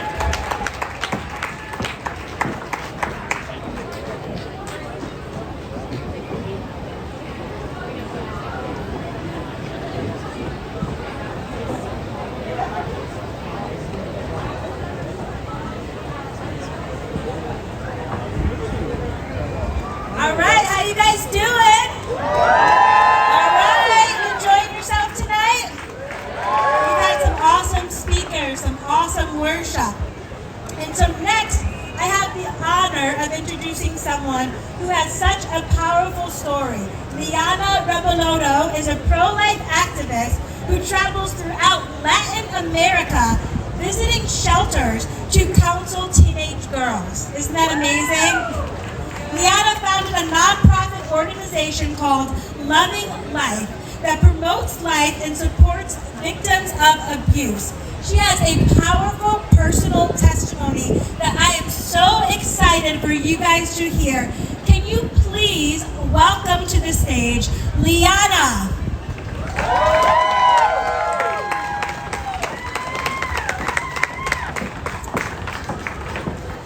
Hi, how's everybody? I don't hear you. How's everybody doing? How's the pro-life generation today? I can hear you. I'm so excited to be here today. It's a pleasure. Thank you, Lila. Thank you, everyone, for making this possible. Today, I would like to share a story. It's a story of love. It's a story of kindness, and it's my story. Who's here for the first time? Let's give it a hand for the ones who are here for the first time. For those who, last year I was here, and I was happy to share something that is one of the hard cases. What about if I ask you, what about if you became pregnant from a rape? What would you do? Someone might think it's better to have an abortion because that's what people make you think, that that will be the right thing to do. Because the baby will always remind you what happened. Well, that's my story. I was kidnapped when I was only 12 years old. 2 people kept me and they left me for dead. And I was beaten and I was raped over and over. Some people will feel sorry for me, some people used to feel pity, and they used to tell me that I wasn't worth it anymore. And when you're a kid, you believe people. Because I only wanted to hear support, I needed help. But when you hear those things, you think the only choice is close, and I ended up in the hospital. And that's where they told me that I was pregnant. But the doctor told me that I should have an abortion because it was the right thing to do. It was legal, and my baby will remind me always what I went through. So I asked him, so if I had the abortion, will this undo the rape? This will help me to heal? And he said no. So then I asked, so what's the point? And he said, well, you don't know what kind of DNA your baby will have. And you're thinking, I was thinking, if it's in my tummy, it has my blood, it has my DNA, and it's only my baby. I'm not gonna tell you it's easy. I went through so much darkness. But just knowing that I had a life inside of me gave me hope. Even though it was so hard, it was definitely worth it. Because my daughter, she became the gift that I needed. When I was a kid, I used to feel so lonely. But having my daughter gave me the courage to become the person who I am and to prove that you are not what you went through, that you are who you want to become. And because of my daughter that gave me all her love, she helped me to heal, and she proved me that her life was worth saving, that she did not deserve the death penalty for a crime that she didn't commit. We're giving the death penalty to the wrong people, the babies. We need to punish the rapists, not the babies. They always said, yeah, you have the right to have an abortion, but why? If they don't know what they're talking about. I know, I went through that. I know, as a teen single mom, what was to raise a kid by myself. But if I had to go through that again, just to know my daughter, I will do it again. Because she gave me so much. She gave me so much hope and love. And with her life, I saw the light at the end of the tunnel. I'm not gonna tell you it was easy, but it's always worth it, especially when you know that she was not a second-class citizen, but just because the way she was conceived. They also have value, and they're so special, and she gave me so much love, and that's why I can be here today.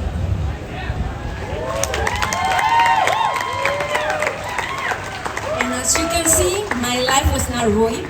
I went through college. I had 2 jobs, but I was always working, but I had a purpose, and I always knew that her life had a meaning, even though she passed away a few years ago, and it was hard. Let me tell you something. Losing my daughter was even worse than going through the rape, because now I miss her. But I know she's in heaven, and I know she's with me all the time.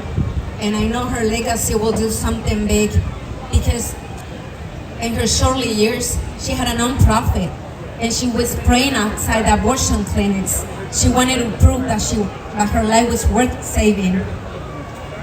Please, let's make America free of abortion. Let's make abortion unthinkable, even in cases of rape, like it was my case.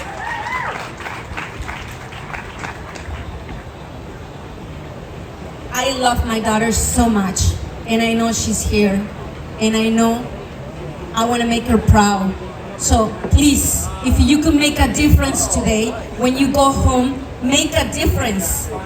We're just passing through in this life, but if we don't leave a mark, because I'm totally convinced that when you save just one single life, you are saving the whole world. It doesn't matter how they were conceived. That's not where their value is. I want to thank you so much for listening to me. And because I know when you go home, you will defend life. It doesn't matter how they were conceived. Who's going to do something different when they go home? Who says me? So let's make America without abortion. Thank you so much for listening to me and for being here. And because I know you will do something different. And remember, we're not taking anything when we leave this world. We're only gonna leave whatever we did for somebody, what we're leaving behind, all the love and all the actions we make. Thank you so much.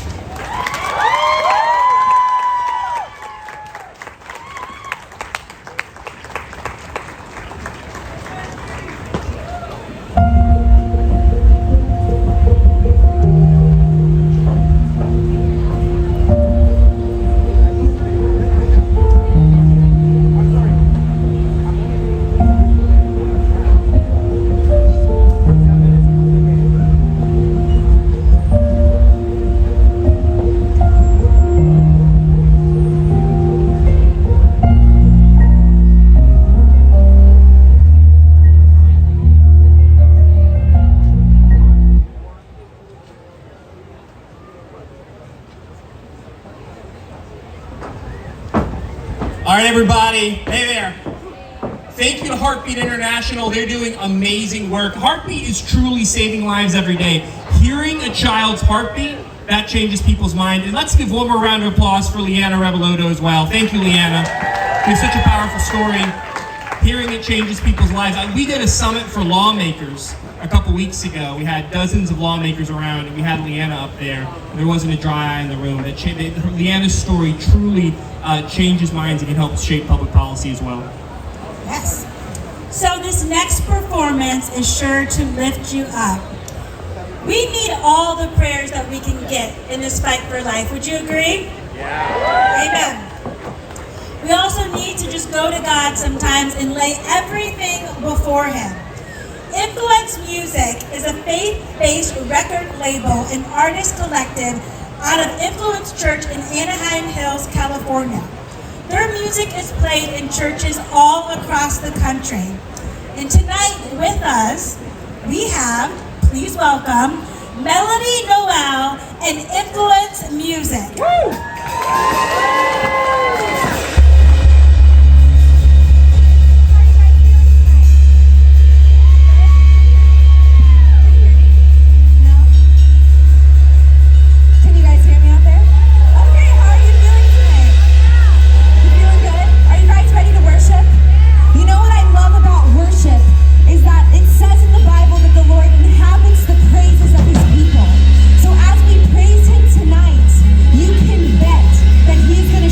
So we're going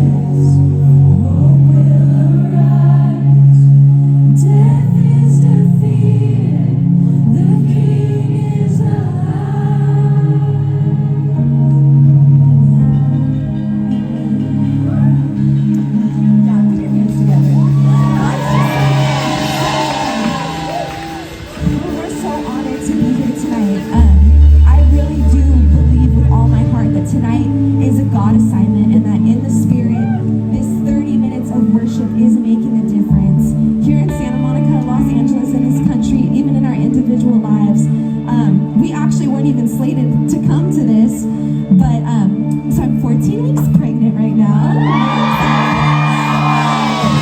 But me and my husband, about week 7 or 8, we were just like laying in bed. He's like, what does a 7-week-old baby look like? I'm like, I have no idea. So I'm Googling it, and I end up on the live action website. And there is this, it was a tragic story of a woman who miscarried a 7-week-old baby. But it was like a baby.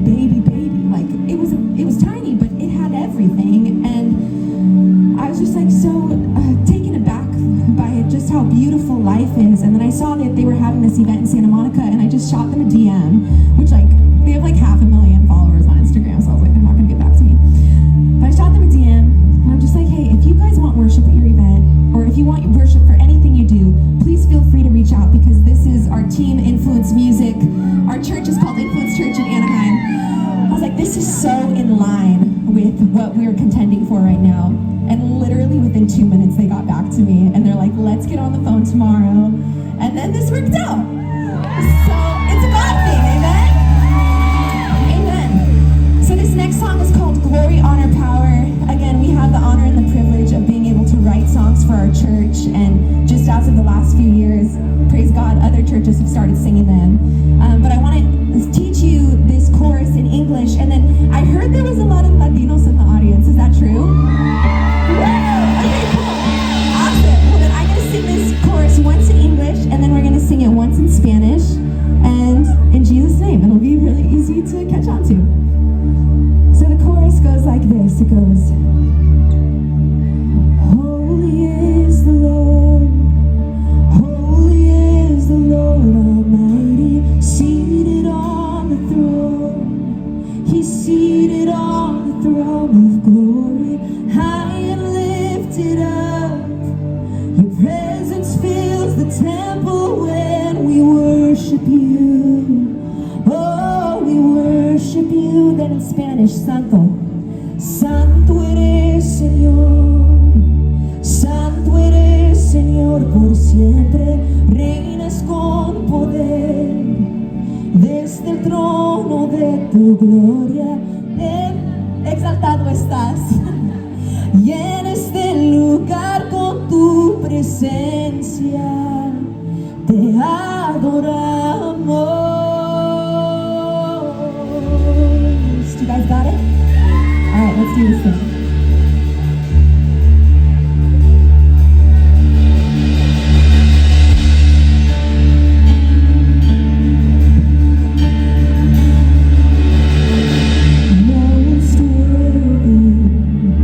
Worthy of praise, exalted.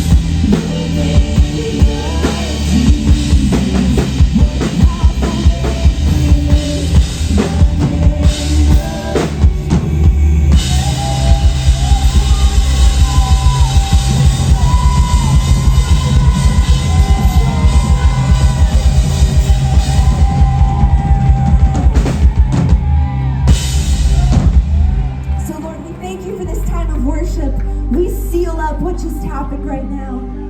Father, thank you that because of Jesus, there is nothing that stands in the way of us being in your presence.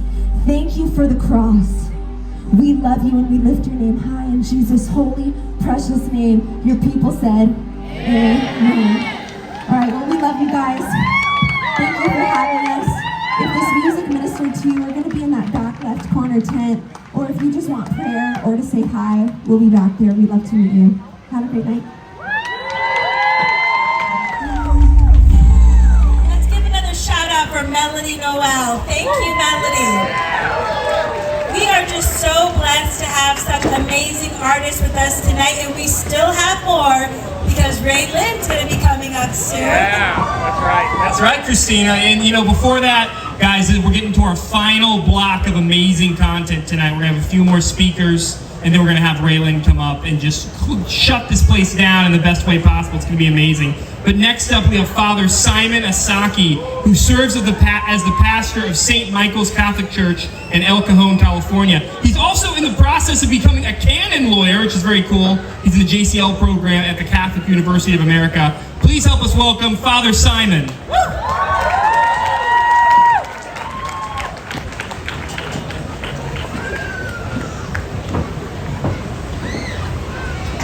Good evening, everybody. Thank you to Lila Rose and the live action team for having me here and for their great work for the pro-life movement. And thank you to all of you for being here to be a voice for the voiceless, for those who are the most vulnerable among us, the children in the womb. We are all here gathered to unite as one voice so that we can offer as much help as we can, so that the most vulnerable among us are protected and have the most basic right, which is the right to life. Jesus our Lord says that He is the light of the world. And I know that the theme of this evening is that we are called to be light in the darkness. And Jesus Himself came down into this world as God incarnate so that He could show us the light of the Father and of the Holy Spirit. But Jesus also says that not only is He the light, but He says, you are the light of the world. All of the disciples of Jesus are called to be a light in this world. And it is because we walk after Jesus, who is the light. And if we walk after Him, we will not walk in darkness, but we will have the light of life in our hearts. And so we thank the Lord for the gift of life. We thank the Lord for giving us all the opportunity to serve Him and to advocate, to fight for those that are vulnerable among us, for the children in the womb. And now we will pray together. In the name of the Father, and of the Son, and of the Holy Spirit. Amen. God, our Heavenly Father, You are the source of all life. In You we live and move and have our being. We ask You, dear Father, to protect those who are the most vulnerable among us, the children in the womb. You said that before You formed us in the womb, You knew us. We ask You to protect those children that are now in the womb that have no right to life. We ask You to inspire and to work in the hearts of all the mothers who are contemplating abortion, to show them Your fatherly love and care, and to show them the mercy that You offer to all of those who are suffering and to people of the whole world.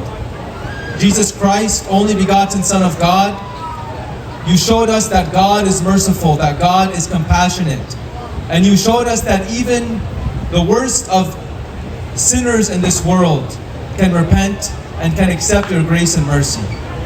We ask You, Lord, to touch the hearts of all abortion doctors, of all of those who advocate for abortion, that their hearts may be touched and that their lives may be changed and that they may experience the love and the mercy that flows from Your sacred heart.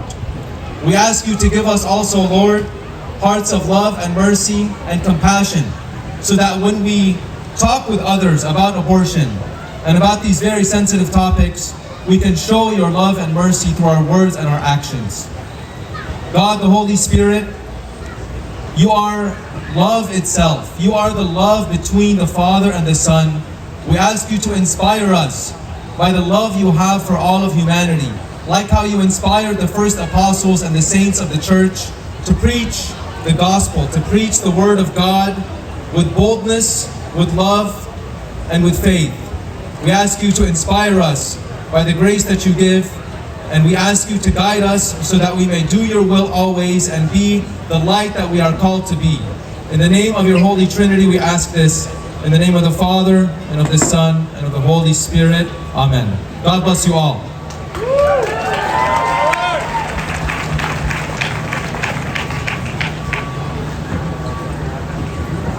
That was a beautiful prayer. Now I have the great honor of introducing someone, such an amazing woman of God. Lisa Bevere, she has devoted her life to empowering women and people of all ages to find their identity and purpose. She is a New York Times best-selling author and an internationally known minister. Lisa and her husband John co-founded Messenger International, an organization committed to developing uncompromising followers of Christ who transform their world. In addition to all of that, she is an amazing mother and wife, and honestly, one of the kindest people that I have met. I just love every interaction that I've had with her, and I think you guys are going to be really blessed to hear her. So can we give a big applause and welcome to the stage, Lisa Bevere.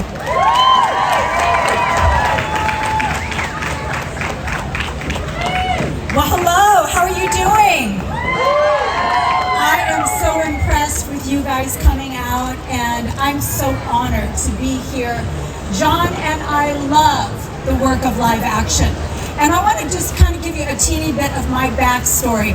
I am borderline always going to be pushing the envelope, maybe a little bit naughty. I am half Sicilian, part Albanian, a teeny bit of English. And so it's kind of this wild mix. And when I was a young girl, there was a forbidden tent at the county fair.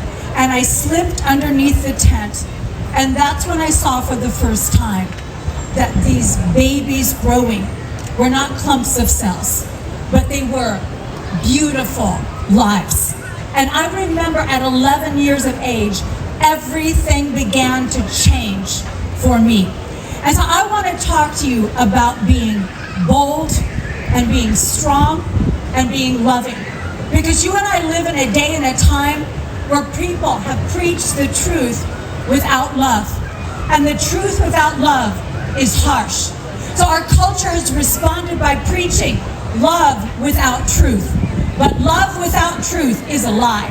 And you and I are alive today to live the truth and love together. That is our challenge. So I want to read you a scripture. I'm going to read it out of the Message paraphrase. It says, don't be intimidated. Eventually everything is going to be out in the open. And everyone will know how things really are. So don't hesitate to go public now. Don't be bluffed into silence by the threats of bullies. There is nothing they can do to your soul, your core being. Save your fear for God, who holds your entire life, body and soul, in His hands. You have a voice, and the voice that you have is one of the most powerful things that God has ever given us. We have been entrusted with the ability to bless or curse, an ability to actually release life and light and truth, or lies and darkness and cursings. And so we have to choose how we are going to live our lives with intentionality. But what is going on is you are being bullied into silence.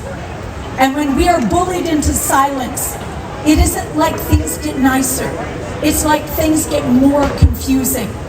I am a mother of 4 men and the grandmother of 6, which means the print on here is really big because I have a hard time seeing things that are up close.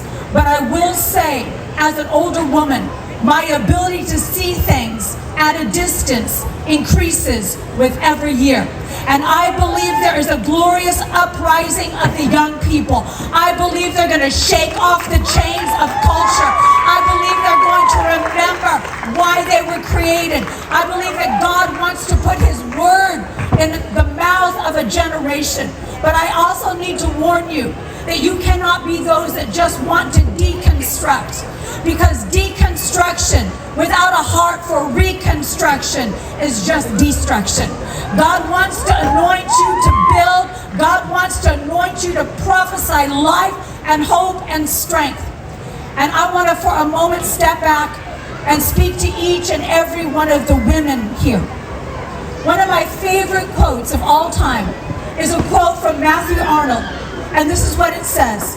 It says, if ever there comes a time when the women of the world come together purely and simply for the benefit of mankind, they will be a force such as the world has never known.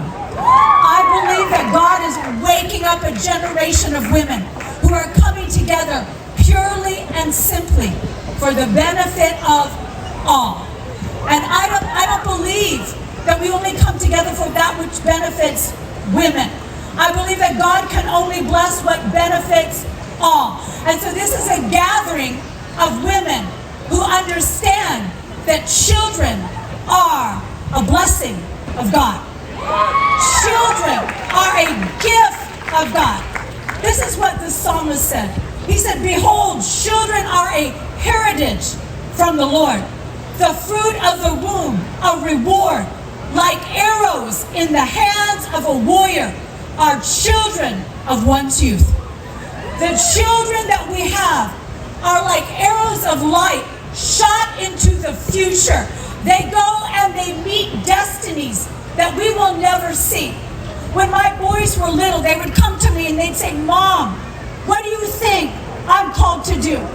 And I remember I was like, why did you not ask me this at 4 o'clock in the afternoon?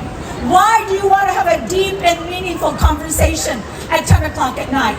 I could have given you a good answer earlier, but now I'm like, I just know what you're called to do is go to bed and not keep me up anymore. But I remember hearing the Holy Spirit say, don't you dare paint a world too small for your children. So I looked at my son and I said, I believe you're called to see up close what other generations have only seen in the distance. I believe you're called to speak out loud what my generation only whispered in prayer. I believe God will anoint you to lay hold of with your hands what other generations only touched in the Spirit. I believe that your generation is for signs, wonders, and miracles, not death and destruction. But every generation has a choice. And we are not walking the earth in a day where things are clear. I don't know if you know this, but we live in a day where evil is called good and good is called evil. We're in a day where lies are called truth and truth is called lies. And in this day and time, you need to know the Word of God. You need to know the Holy Spirit. You need to have this ability to discern between good and evil. That is just the way it is right now. And there is a battle that has been going on for the life of the next generation. It isn't about choice. It's about legacy. And you don't understand what a threat this next generation is to the enemy. If it wasn't a threat, he wouldn't be spending so much time trying to distract you from who you really are. You are sons and daughters of the Most High God. You were woven in your mother's womb for wonder. You were not woven to be afraid. You were woven for this moment to be warriors of life and strength. Because there is a battle that's been going on for a very long time. It began between one woman and a serpent in the Garden of Eden. And now it is a dragon and all those who call upon the name of the Lord. And we have to decide, who are we going to stand up for? I believe that God is always for life and rescue. I'm going to close with this scripture. It says in Isaiah chapter 49, verse 24, can the prey be taken from the mighty, or the captives of a tyrant be rescued. For thus says the Lord, even the captives of the mighty shall be taken, and the prey of the tyrant be rescued. For I will contend with those who contend with you, and I will save your children. God is always about rescue, and so we want to be on the side that God is on. I have the incredible honor and the privilege to introduce Lila Rose. I don't know if you know Lila Rose, but she made a decision at 15 years of age to be a warrior of life and light. She's a writer, she's a speaker, she's an activist, she's the founder and president of Live Action, a human rights nonprofit with, listen to this, the largest digital footprint for the global pro-life movement. Her investigative reporting on abortion industry has been featured on almost every single news and media outlet. Lila is the author of Fight for Life, Becoming a Force for Change in a Wounded World. And if you don't have a copy of that book, I'm going to tell you, it will light a fire under you. Our paths crossed in 2018, and she is a friend, and she is a warrior, and I love her. Will you please honor Lila Rose as she comes up?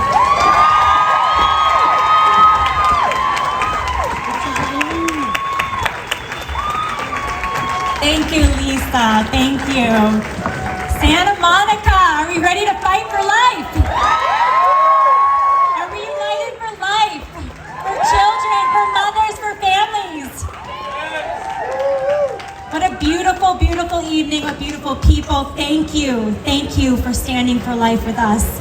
This is our beautiful Santa Monica. This is our beautiful state. This is our beautiful nation. And we can take it back for life. We can take it back for life. We stand here today in a city that's known for acceptance, in a state that's known for tolerance, in a nation that's known for equality. And yet we also are in a city, in a state, in a nation that has forgotten and rejected the very values it claims to stand by. And we know this because we have rejected equality. We have rejected tolerance. We have rejected true justice for our most vulnerable, for our brothers and sisters in the womb, who are human beings just like you and like me. And because of this, California has become a dark place, a place of darkness. Just last week, our governor, Gavin Newsom, signed 13 laws, 13 in a row, that would expand the power of the abortion industry in our beautiful state. In just a few weeks, Proposition 1 is going to the ballot, which would expand abortion even more through all 9 months of pregnancy for any reason. We must vote our conscience this November. We must vote our conscience for the sake of California, for the sake of children. Gavin Newsom has said that he wants California to be a sanctuary for abortion. And he even wants to pay mothers to come to California, not to care for their children in California, but to kill their children in California. It can feel, with this being the state of affairs, 400 children killed every single day in California. It can feel that California is in a state of darkness. And that's why we must be the light. We must be the light in the darkness. We must be the ones to start a fire that cannot be stopped. You know, throughout history, it has been the people that were the relentless ones, that were the tenacious ones, that were the determined ones, that changed the course of history to lead it towards the light, to lead it towards the truth. And so the question for us tonight is this: will we be those people for California? Will we be those people for this time, for this era, for our nation? Can you remember a time, a place? Think with me back for a moment. Can you remember a place that was so dark that you had trouble seeing even inches in front of your face? Think about that time when it was so dark, it was hard to see even inches in front of your face. Here in Los Angeles, it's hard to be that dark, right? Because of all the light and because of all the commotion. But if you go maybe a few miles outside of Los Angeles, miles away where there are not so many tall buildings and so many lights, maybe a place like Palmdale, then maybe on a night when the moon isn't very bright and the stars are kind of dim, it can feel very dark. It can seem very dark. In 1961, there was a French geologist named Michel Siffre, and he led an expedition to the bottom of the French Alps to a cave where he wanted to study, next to a glacier, where he wanted to study the effect of total darkness on human biology. And Michel would spend, at first he was going to spend just 2 weeks in this cave in pitch black, but he ended up spending 8 weeks, over 2 months, in utter darkness in a cave. And it was during this time, at first the darkness overtook his eyes, and then ultimately it subverted his very sense of reality. While he was in this cave, he was in touch doing experiments with his team outside of the cave. While he was in this cave, he thought he was counting to 2 minutes, 120 seconds, but it actually would take him 5 minutes to count to 2 minutes. That's how much utter darkness had subverted his very sense of reality. That's the power of darkness. That's what's happened here in California. Our very sense of reality, the reality of life in the womb and its humanity, the reality of the evil of killing, of taking innocent life, our very sense of reality has been subjected to has morphed into total insanity. So what's our response? What's our response to the utter darkness that we are facing? How do we stand up? We have to start a fire. And fires burn. Fires burn, fires are dangerous. Fires are not safe. And fires take courage. And that's the call for tonight, the call of courage. We must be the fire starters. I want to tell you about a hero of mine, Sophie Scholl. Anyone heard of Sophie Scholl? Any of us? Sophie Scholl is a young woman. She was a young woman at the University of Munich during the Nazi regime. And Sophie, 19-year-old Sophie, and her brother and their friends formed a society to speak out against the atrocities of the Nazi regime. They wrote pamphlets. So today, we can literally tap a finger and send a message on social media. She went through a much more laborious process on a typewriter of writing pamphlets up to explain the atrocities of the Nazi regime and to advocate for the defenseless.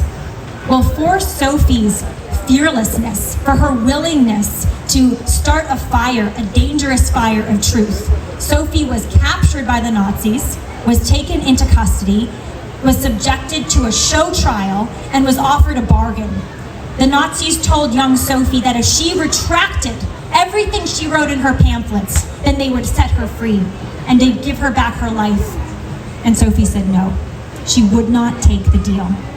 And so ultimately, the Nazis would behead 19-year-old Sophie, would execute her because she had started a dangerous fire in Germany. And I want to read some words from the fire starter, Sophie Scholl.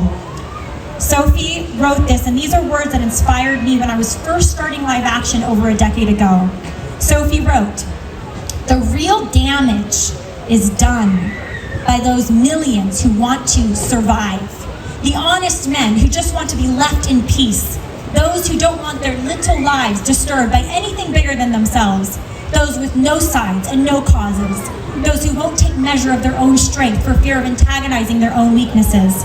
Those for whom freedom, honor, truth, and principles are only literature. Those who live small, mate small, die small. It's a reductionist approach to life. If you keep it small, you'll keep it under control. If you don't make any noise, then the boogeyman can't find you. But it's all an illusion because they die too. Those people who roll up their spirits in tiny little balls as to be safe. Safe from what? Life is always on the edge of death. Narrow streets lead to the same place as wide avenues, and a little candle burns itself out just like a flaming torch does. As for me, I choose my own way to burn.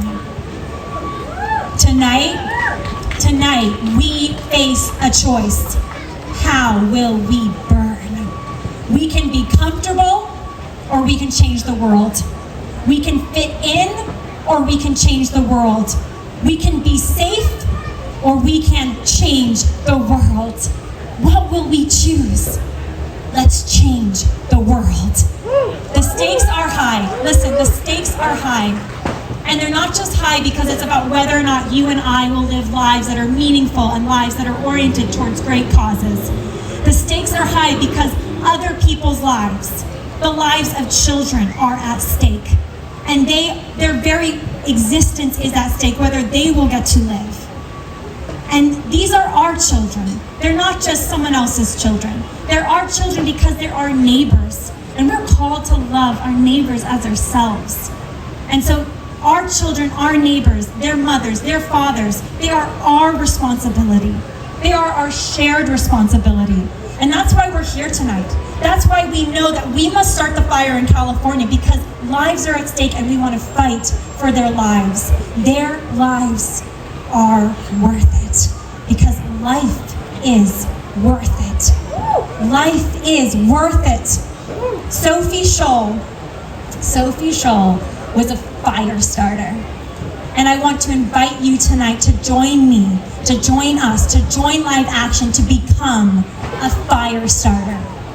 And I believe that with the relentless passion, with determination, with grit and hope together, we can change the trajectory of California, of this nation, of our world. Our fire can be a blaze that can engulf the darkness of abortion and turn this state into a state for life.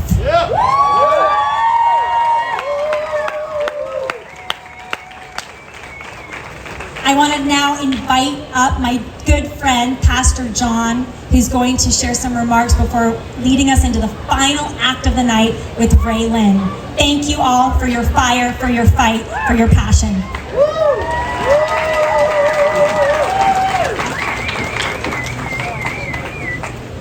Come on, let's make some big noise for Lila Rose. Come on, y'all can do better than that. I said make some big noise for Lila Rose. Listen, I want to say something that's near and dear to my heart, and that's this. I believe that without the work of Live Action and Lila Rose, that Roe v. Wade wouldn't have been overturned this year. Do you believe that? Come on, make some noise. Do you believe that? I believe that because 6 million followers on social media follow Live Action. Every month they come in contact with 50 million people. Those are strong engagements. And since 2003, 1.7 billion views have been displayed online. One more time, can we thank God for Live Action and Lila Rose? You know, from the beginning of time, Satan, our greatest adversary, has hated children. He tried to destroy the Hebrew boys through Pharaoh. He tried to convince people to sacrifice their babies to a false god in the Old Testament by the name of Molech. He tried to kill Jesus through Herod.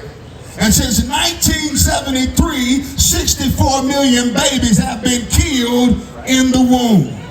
And if the enemy cannot destroy our children in the womb, he will seek to destroy them in the classroom through the indoctrination that's taking place in our public schools. But I've come here today to say, not on my watch.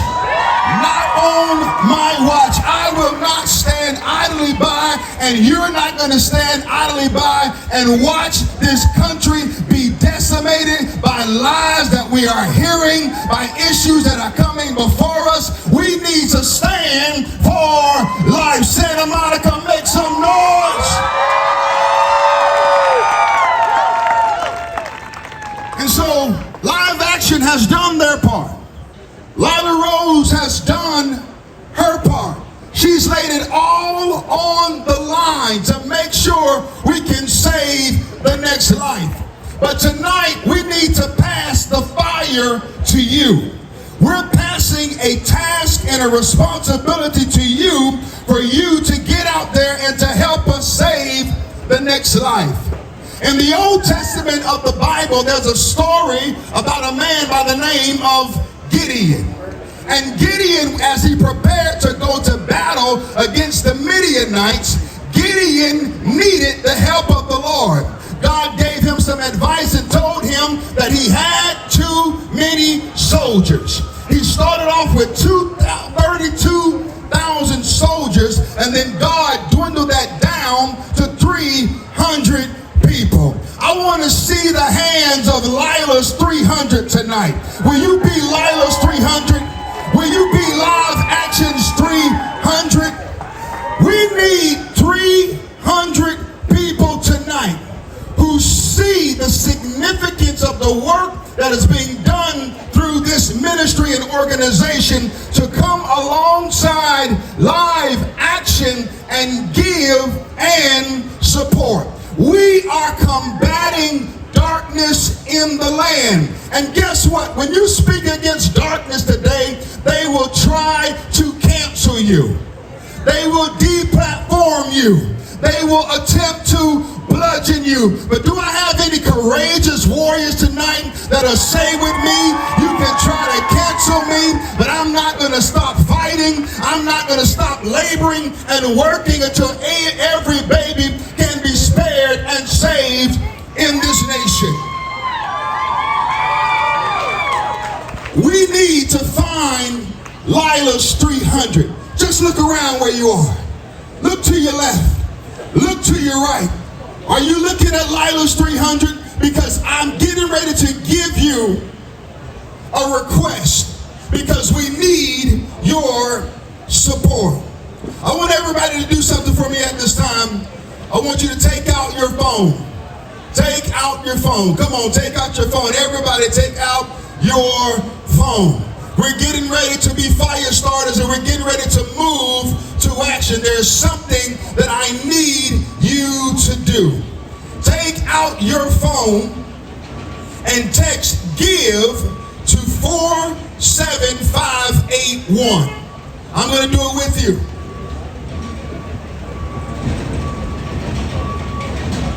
Text GIVE to 47581. And after you receive a notification, I want you to reply yes. Come on, let's do that now together. Everybody take out your phone, text GIVE to 47581. You'll receive a notification and reply yes. And then click the hyperlink and you will be redirected to Live Action's giving page. And when you get there, there are 3 categories that you can give as.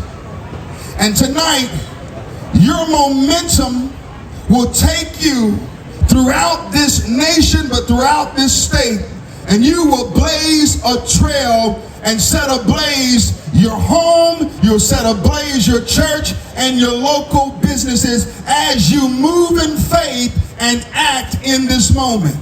I want you to select a giving level. At $22.50 a month for a year, you can become an LA fire starter. And with this monthly contribution, you can change 3 minds. Who wants to change 3 minds in this world? Who wants to convince 3 people to support life?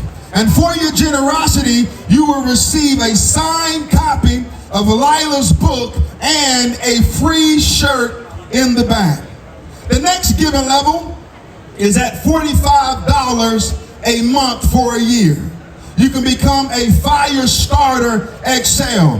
And by doing this, you can change 6 minds. For your generosity at this level, you receive a signed copy of Lila's book, a free shirt, and access to an epic after party that's taking place tonight. Does anybody want to go to the after party? It's taking place after this event tonight. I'll be there, Lila will be there, as well as all of these amazing speakers who spoke tonight. You can come and hang out with us at the after party. And then for $90 a month for a year, you can become a Fire Starter Pro. You can change 12 minds and save a life at this level.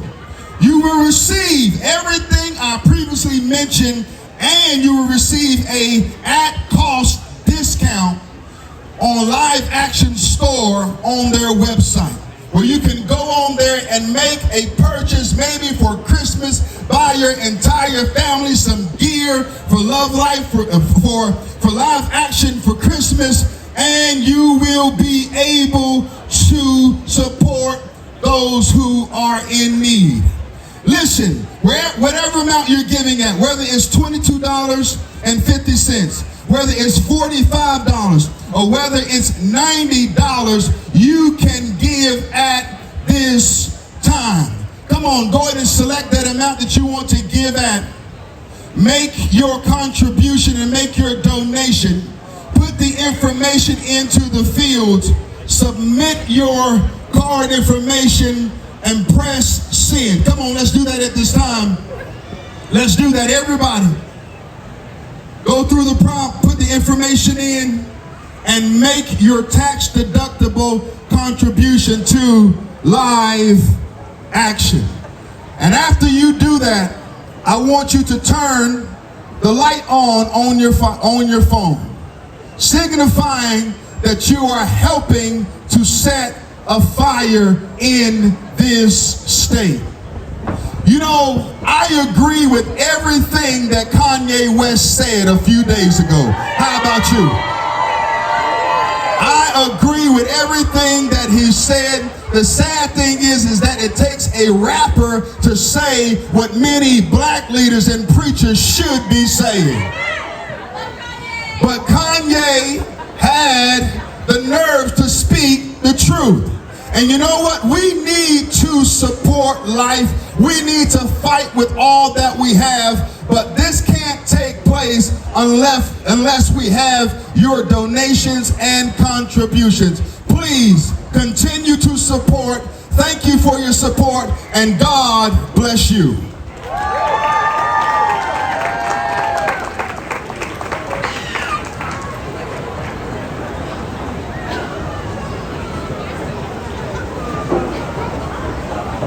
Guys, all right. Thank you to Lisa Bevere. Let's hear it for Lisa. Thank you to Lila. Thank you to Pastor John. We're almost there, guys. We're almost to RaeLynn, and we just couldn't be more excited. This has been an amazing night so far. Absolutely, and we are so blessed to have Lila Rose leading the charge here at Live Action. Wasn't her speech powerful? Woo! We know that with her guidance and her leadership that we can end abortion and save lives. And we know that you guys are waiting for our grand finale, RaeLynn. We are so thrilled that she stands with us in the fight for life. We want to bring up RaeLynn and our own Sami Parker to talk more about her passion for this movement. That's right, with Lila. So ladies and gentlemen, please welcome to the stage Live Action founder and president Lila Rose and country music star RaeLynn.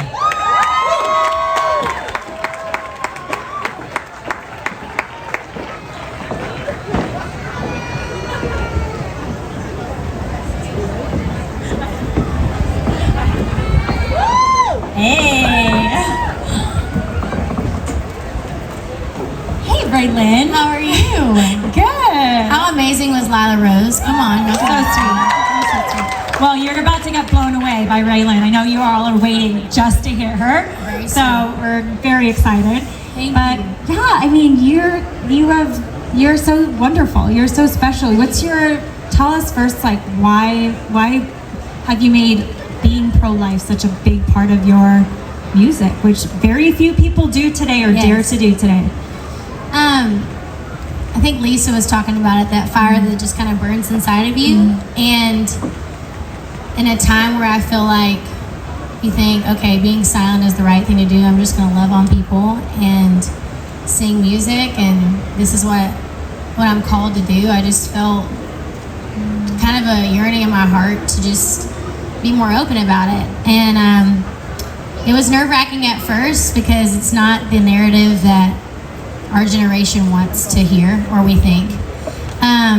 But yeah, I realized as I started speaking up more that there was more people listening, and actually my fans wanted that. And it was actually really, really special for me because we're told that when we speak up, we're gonna get canceled. We're told that nobody's gonna listen, that we're gonna, not be cared for or whatever. We're gonna lose fans. And yeah, you might lose a few, but you gain so much more when you do. And I'm seeing that in my life right now. And I think it's just, sometimes when you're standing for something right, it doesn't seem right in the moment, but just stick through it. And I'm seeing that right now. I love that because it's like you just went for it. You just went for it. I'm gonna speak, and whatever happens, happens. And it's good. Good things are still happening, because there are people waking up and seeing, wait, this makes sense. Life is precious, and very precious. If there's an unplanned pregnancy, the choice for life can lead to such unplanned beauty. Yeah, and it's just amazing. So, what's the advice that you have for us tonight, for folks here who, whether they're at school or at their places of work?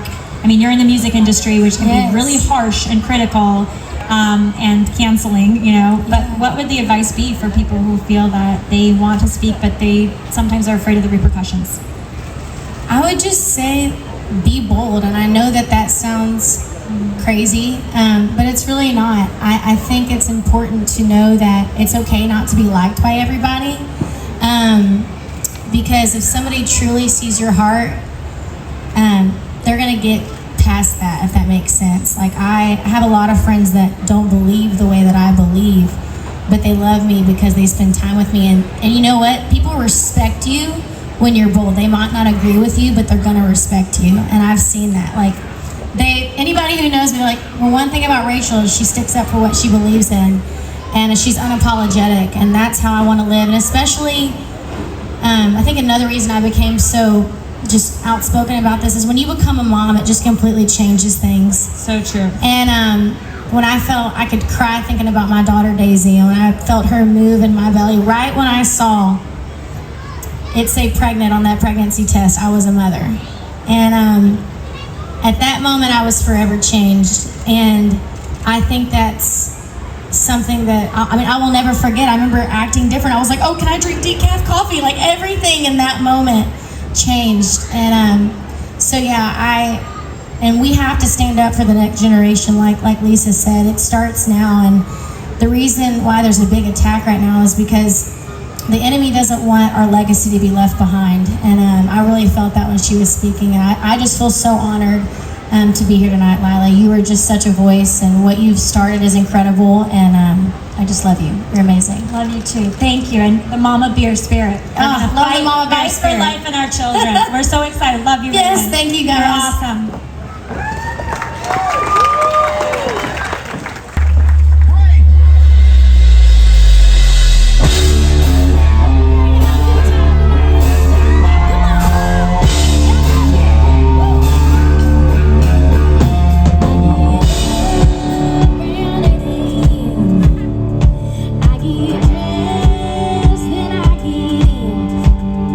Traffic jam get cut off me.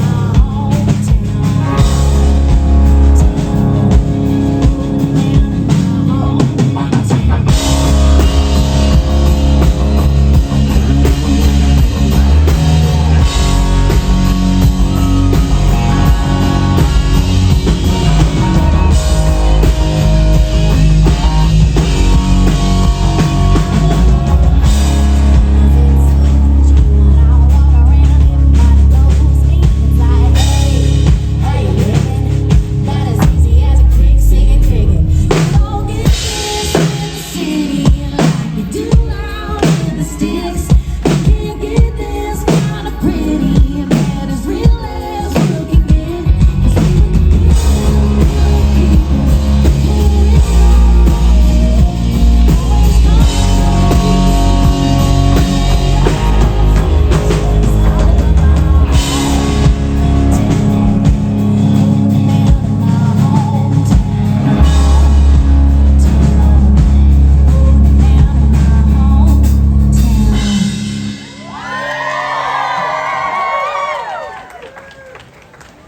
Isn't tonight just the most beautiful night on this incredible pier?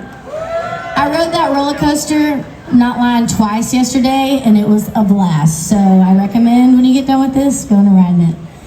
Well, my name is RaeLynn. I feel so honored to be able to play the Unite for Life Festival. I think my favorite thing I've seen here today is the representation of so many genres, so many people coming together for the one thing that we all stand for, which is life. So thank you so much for doing that. I feel honored to be here. About 10 years ago, now I feel really old, I was on a show called The Voice. We got any Voice fans out there? I was on this guy's team named Blake Shelton. He's a pretty cool guy. And it was kind of the start for me in country music, and this was one of the first songs I released. It's one of my favorites. It's called Lonely Call.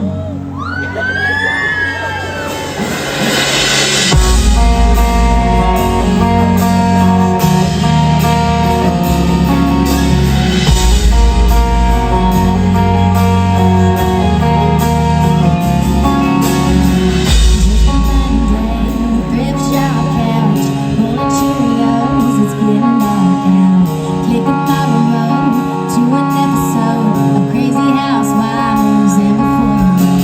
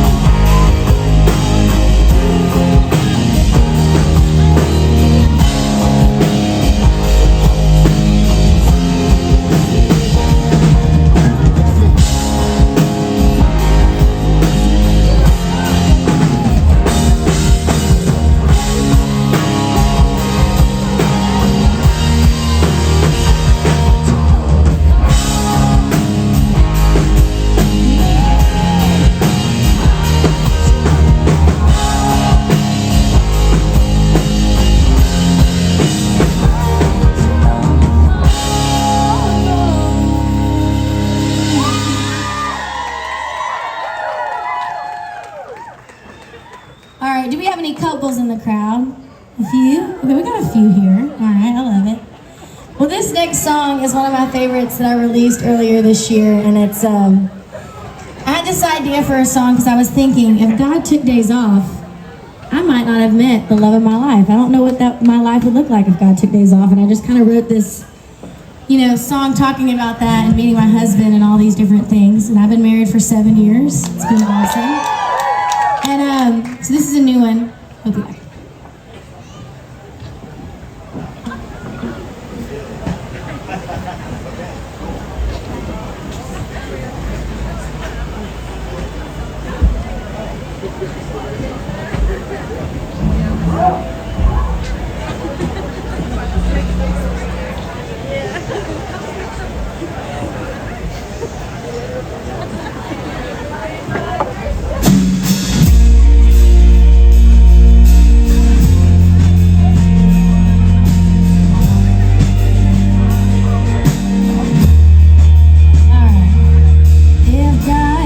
Days off, there wouldn't be a sundown on the edge of this little town like it is right now. If God took days off, this moon wouldn't turn on, the radio wouldn't play the right song, this night wouldn't be this long. We wouldn't be falling underneath the stars, we wouldn't be feeling the beats of our hearts.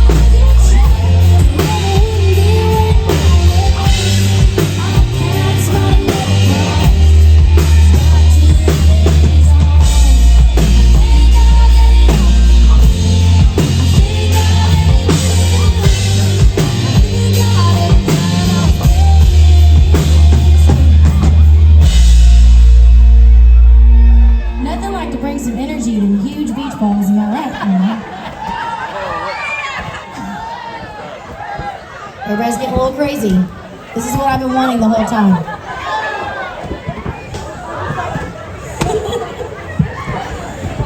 All right. Well, this is awesome. Just throw that back out there.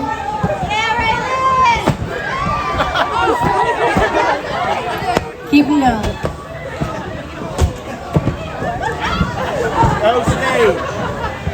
Maybe this is not a time for a serious song with all these things going on.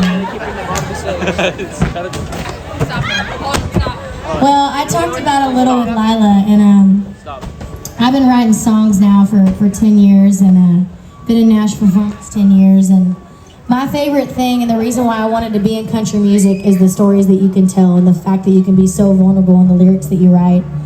And one of the first songs that I wrote was a song about my parents' divorce and how it felt to be stuck in the middle of the two people that you love the absolute most, your mom and your dad. And we were talking about being vulnerable earlier, and this was that first step of vulnerability that I took as an artist. And I remember being so nervous. I was like, nobody wants to hear about a song about divorce. Nobody wants to hear about this. And honestly, I believe that was just the enemy not wanting me to put this song out, because this song has been such a huge part of my story as a songwriter and as an artist, and it's touched so many people in so many ways. And so yeah, I really do believe that music is a healing thing, and so this song is one of my favorites, and I would love for us to sing it together. It's called Love Triangle.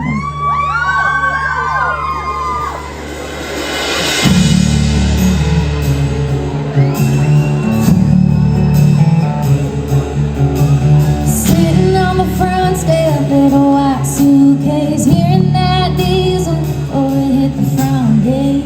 His headlights burning down a Friday night. Southern Belle statue standing in the screen door, watching her whole world head for an old Ford. With him in the chemical in the eye. Then I ran to him, big head, jump in, and I cried for him out the window. Some living in a straight line, take a minute of heart and then take a long sweet ride. Some mamas and dads that their heartstrings instead of tango, and some of us get stuck in a triangle.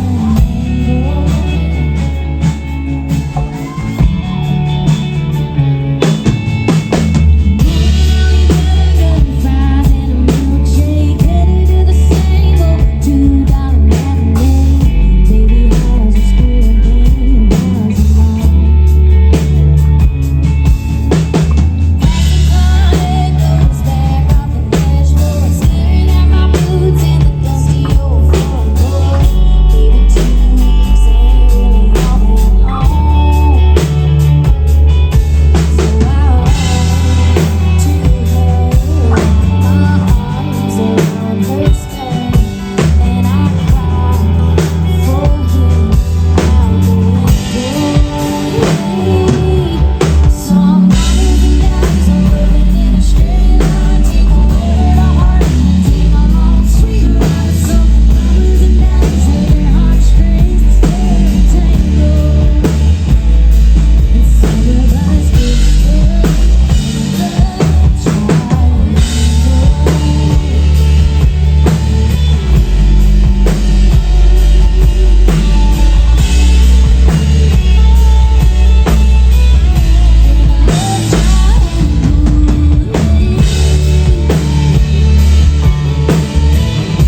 are living in a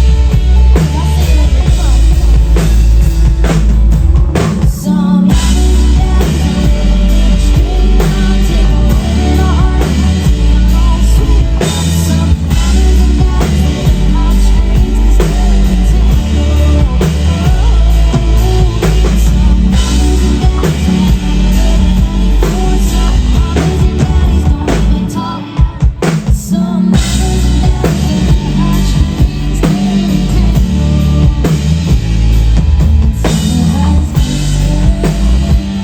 And some of us get stuck, and some of us grow up in a love triangle.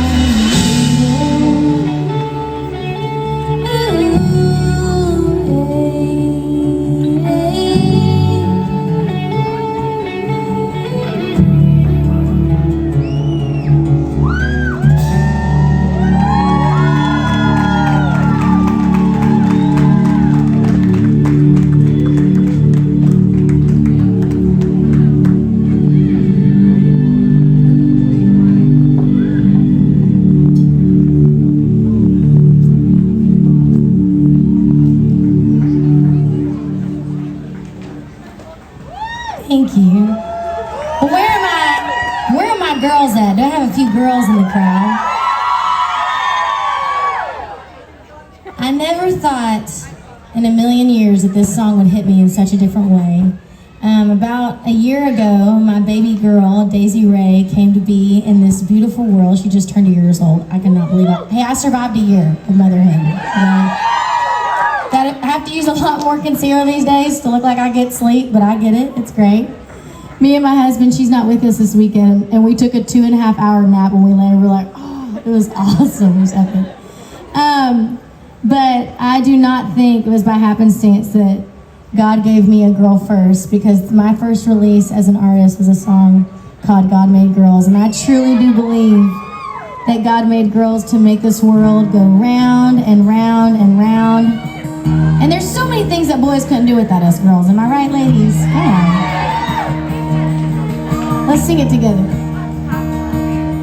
Somebody's gotta wear pretty skirts. Somebody's gotta be the one to flirt. Somebody's gotta wanna hold his hand. So God made girls.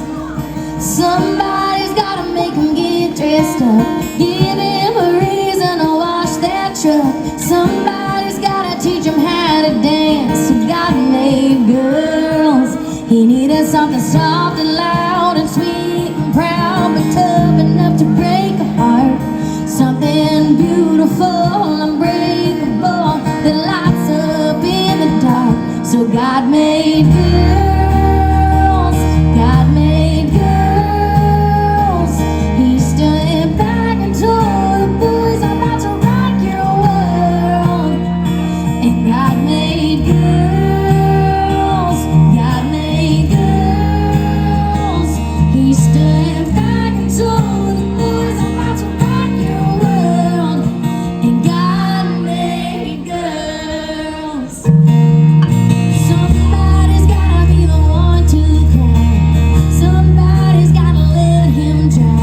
Give him a reason to hold that door. So God made girls. Hey, somebody's gotta put up a fight. Make him wait on a Saturday night to walk downstairs and blow his mind. So God made girls. Some that go wake him up and call his bluff and drag his butt to church. Something that is hard to handle, something fragile to hold when he hurts. So God made girls. God made girls. He stood back and told the boys, I'm about to rock your world. And God made girls. God made girls. He stood, I'm about to rock your world. And God made girls. God made girls.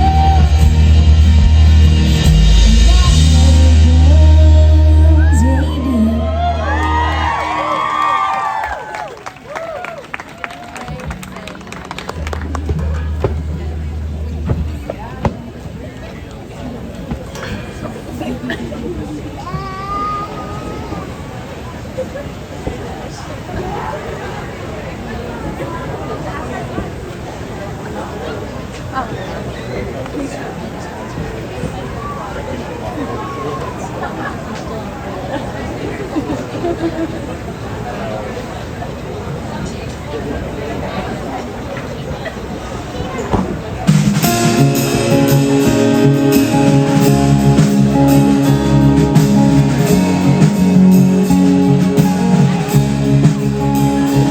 You're from a little town just outside of Dallas.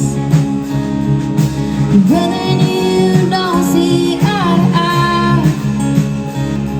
You love the rain and classic country music.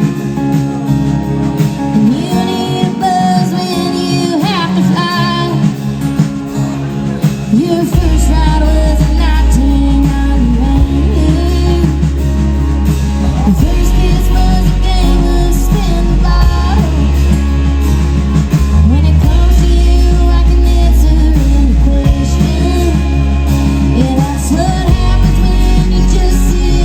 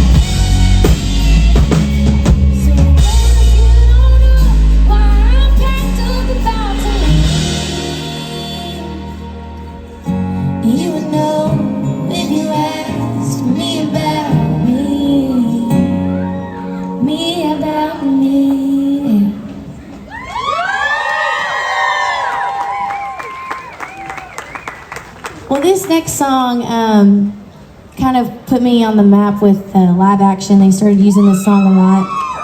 And it's probably what you know me for if you've been following live action for a while. I probably should have just put this song and just played it over and over and over. So I appreciate you letting me sing some country music for you tonight. Show a little bit of different representation. I really do appreciate it. But I've always been somebody who loves to put my stories out there unapologetically. And I wrote this next song about how I came to be in this beautiful world and the destiny that God had for me.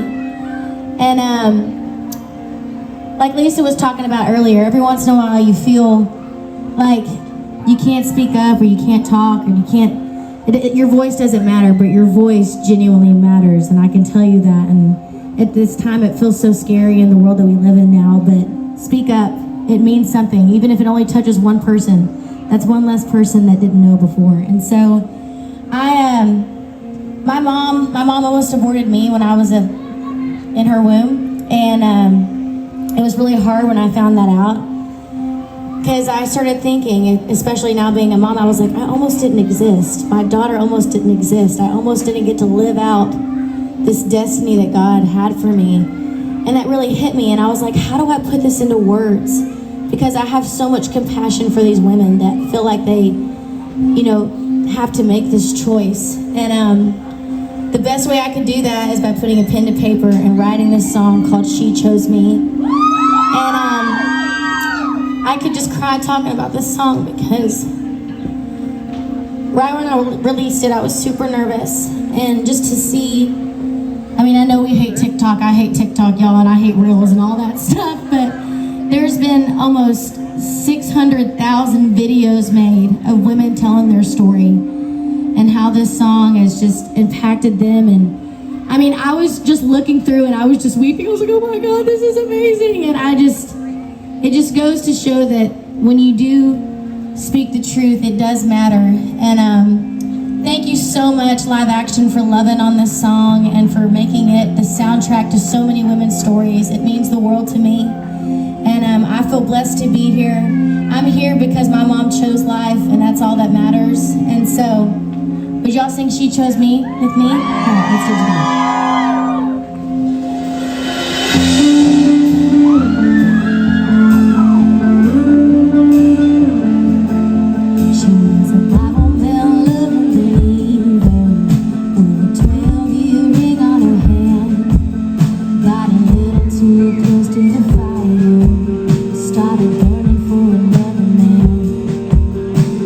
One thing led to another. At a hotel in Galveston Bay.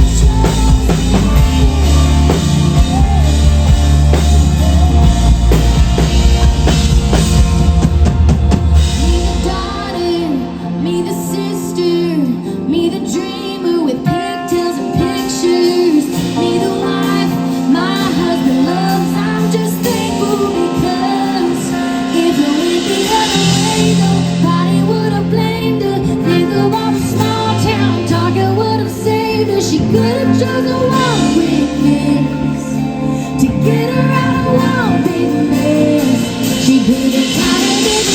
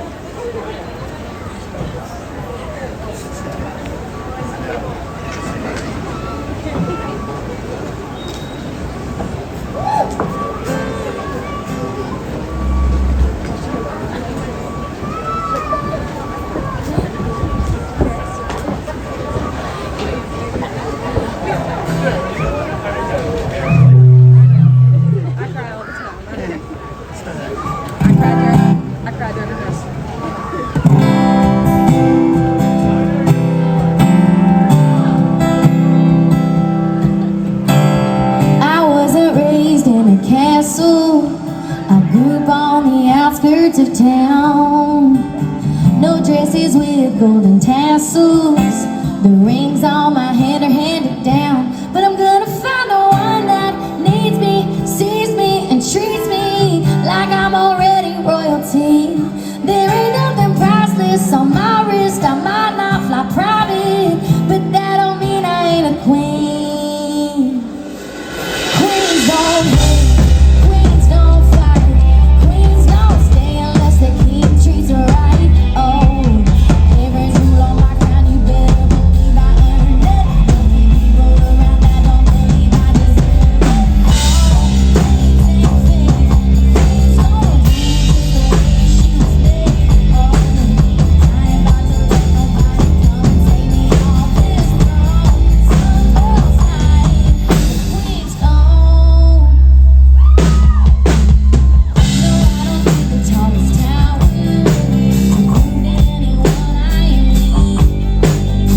I turn my pain into power. Every tear's a diamond off my cheek.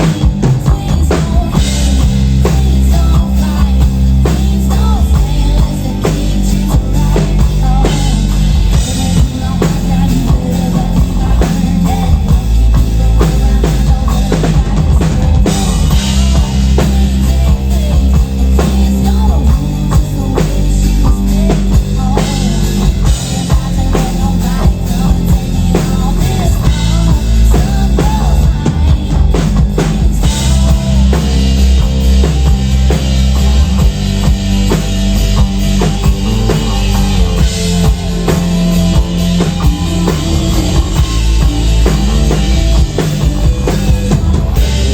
Just get stronger, there ain't nothing we can't conquer.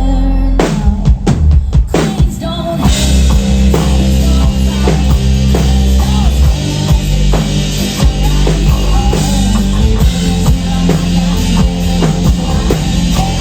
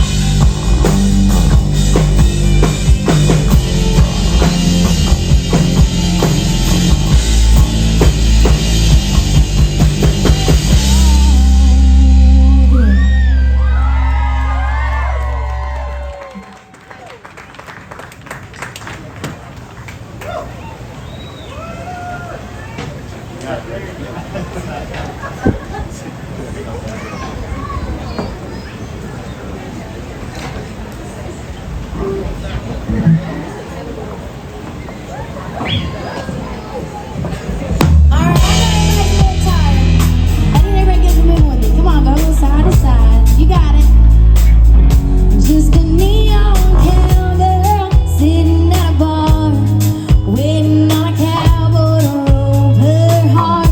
Just a pain in the town.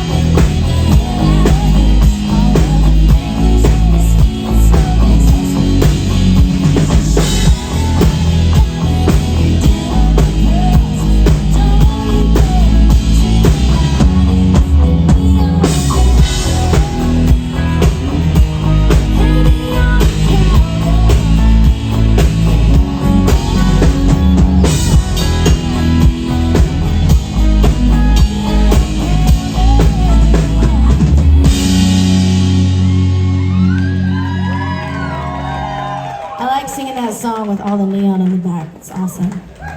Well, I am a country girl. If you don't know that about me, I know I sing country music, but I grew up in a place called Baytown, Texas, outside of Houston. And I actually lived in Burbank, California. I only made it 10 months, okay? I was here for acting. I was like, maybe I want to be an actress. That sounds fun. I graduated early. I graduated at 16, and I came out here and I started going to some acting classes and seeing if that was my plan for me. Quickly realized it wasn't, because I mean, I obviously have a really strong accent, and you have to get rid of your accent to act, which just didn't work. But it was really funny. So I would go into these different restaurants and places, and they would always ask me, like, where are you from? Like when I would start talking. And I would tell them I'm from Texas, and there was like 3 restaurants I would go to all the time, and I'd walk in and they're like, oh, Texas is here, and it was so funny. But anyways, I would tell people stories about things that would happen in my small town, and they were like, where are you from? And so then, all that being said, I was like, I'm gonna write down all the things that happened in my small town and put it in a song. Because I feel like in the South, everything just everybody kind of has the same stories. And so I think these stories are absolutely hilarious, and I know that they happened to me. So this is one of my favorites. It's called Only in a Small Town. Because I feel like the most powerful things in life happen in a small town, all right? Y'all get a little funky with me, come on. All right. Only in a small town, do you spend Saturday in a Walmart with the snot-nosed kid in a shopping cart? 'Cause it's the only school around, everything's marked down. Only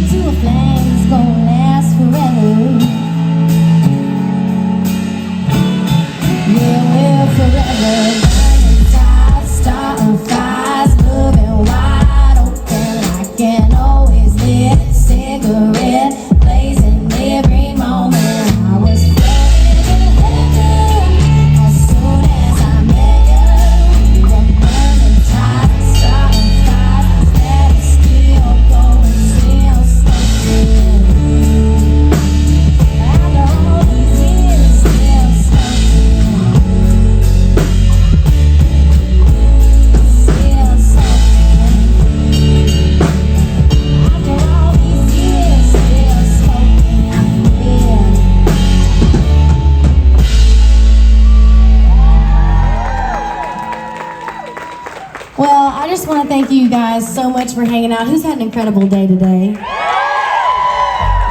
Like I said, I feel so honored to be here. I love California. The weather is just so beautiful.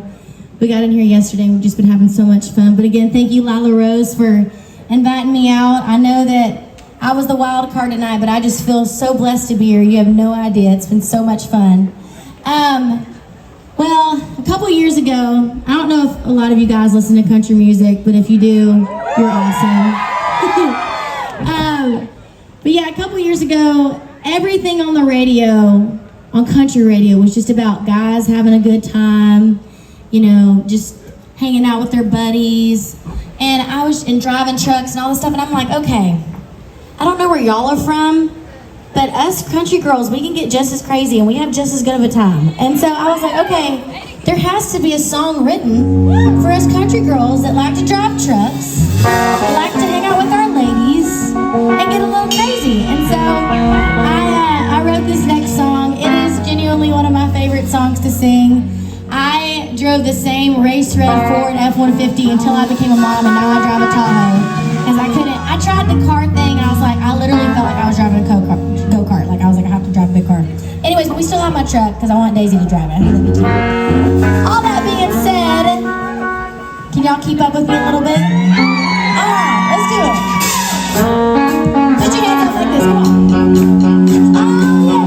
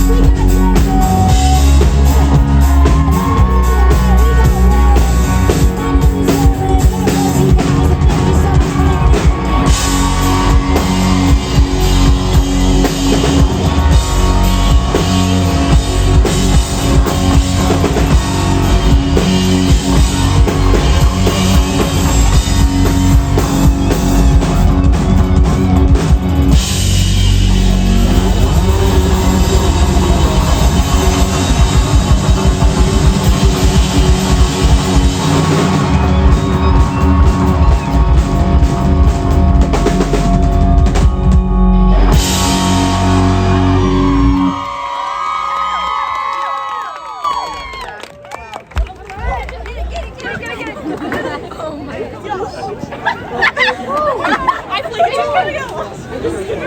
flew.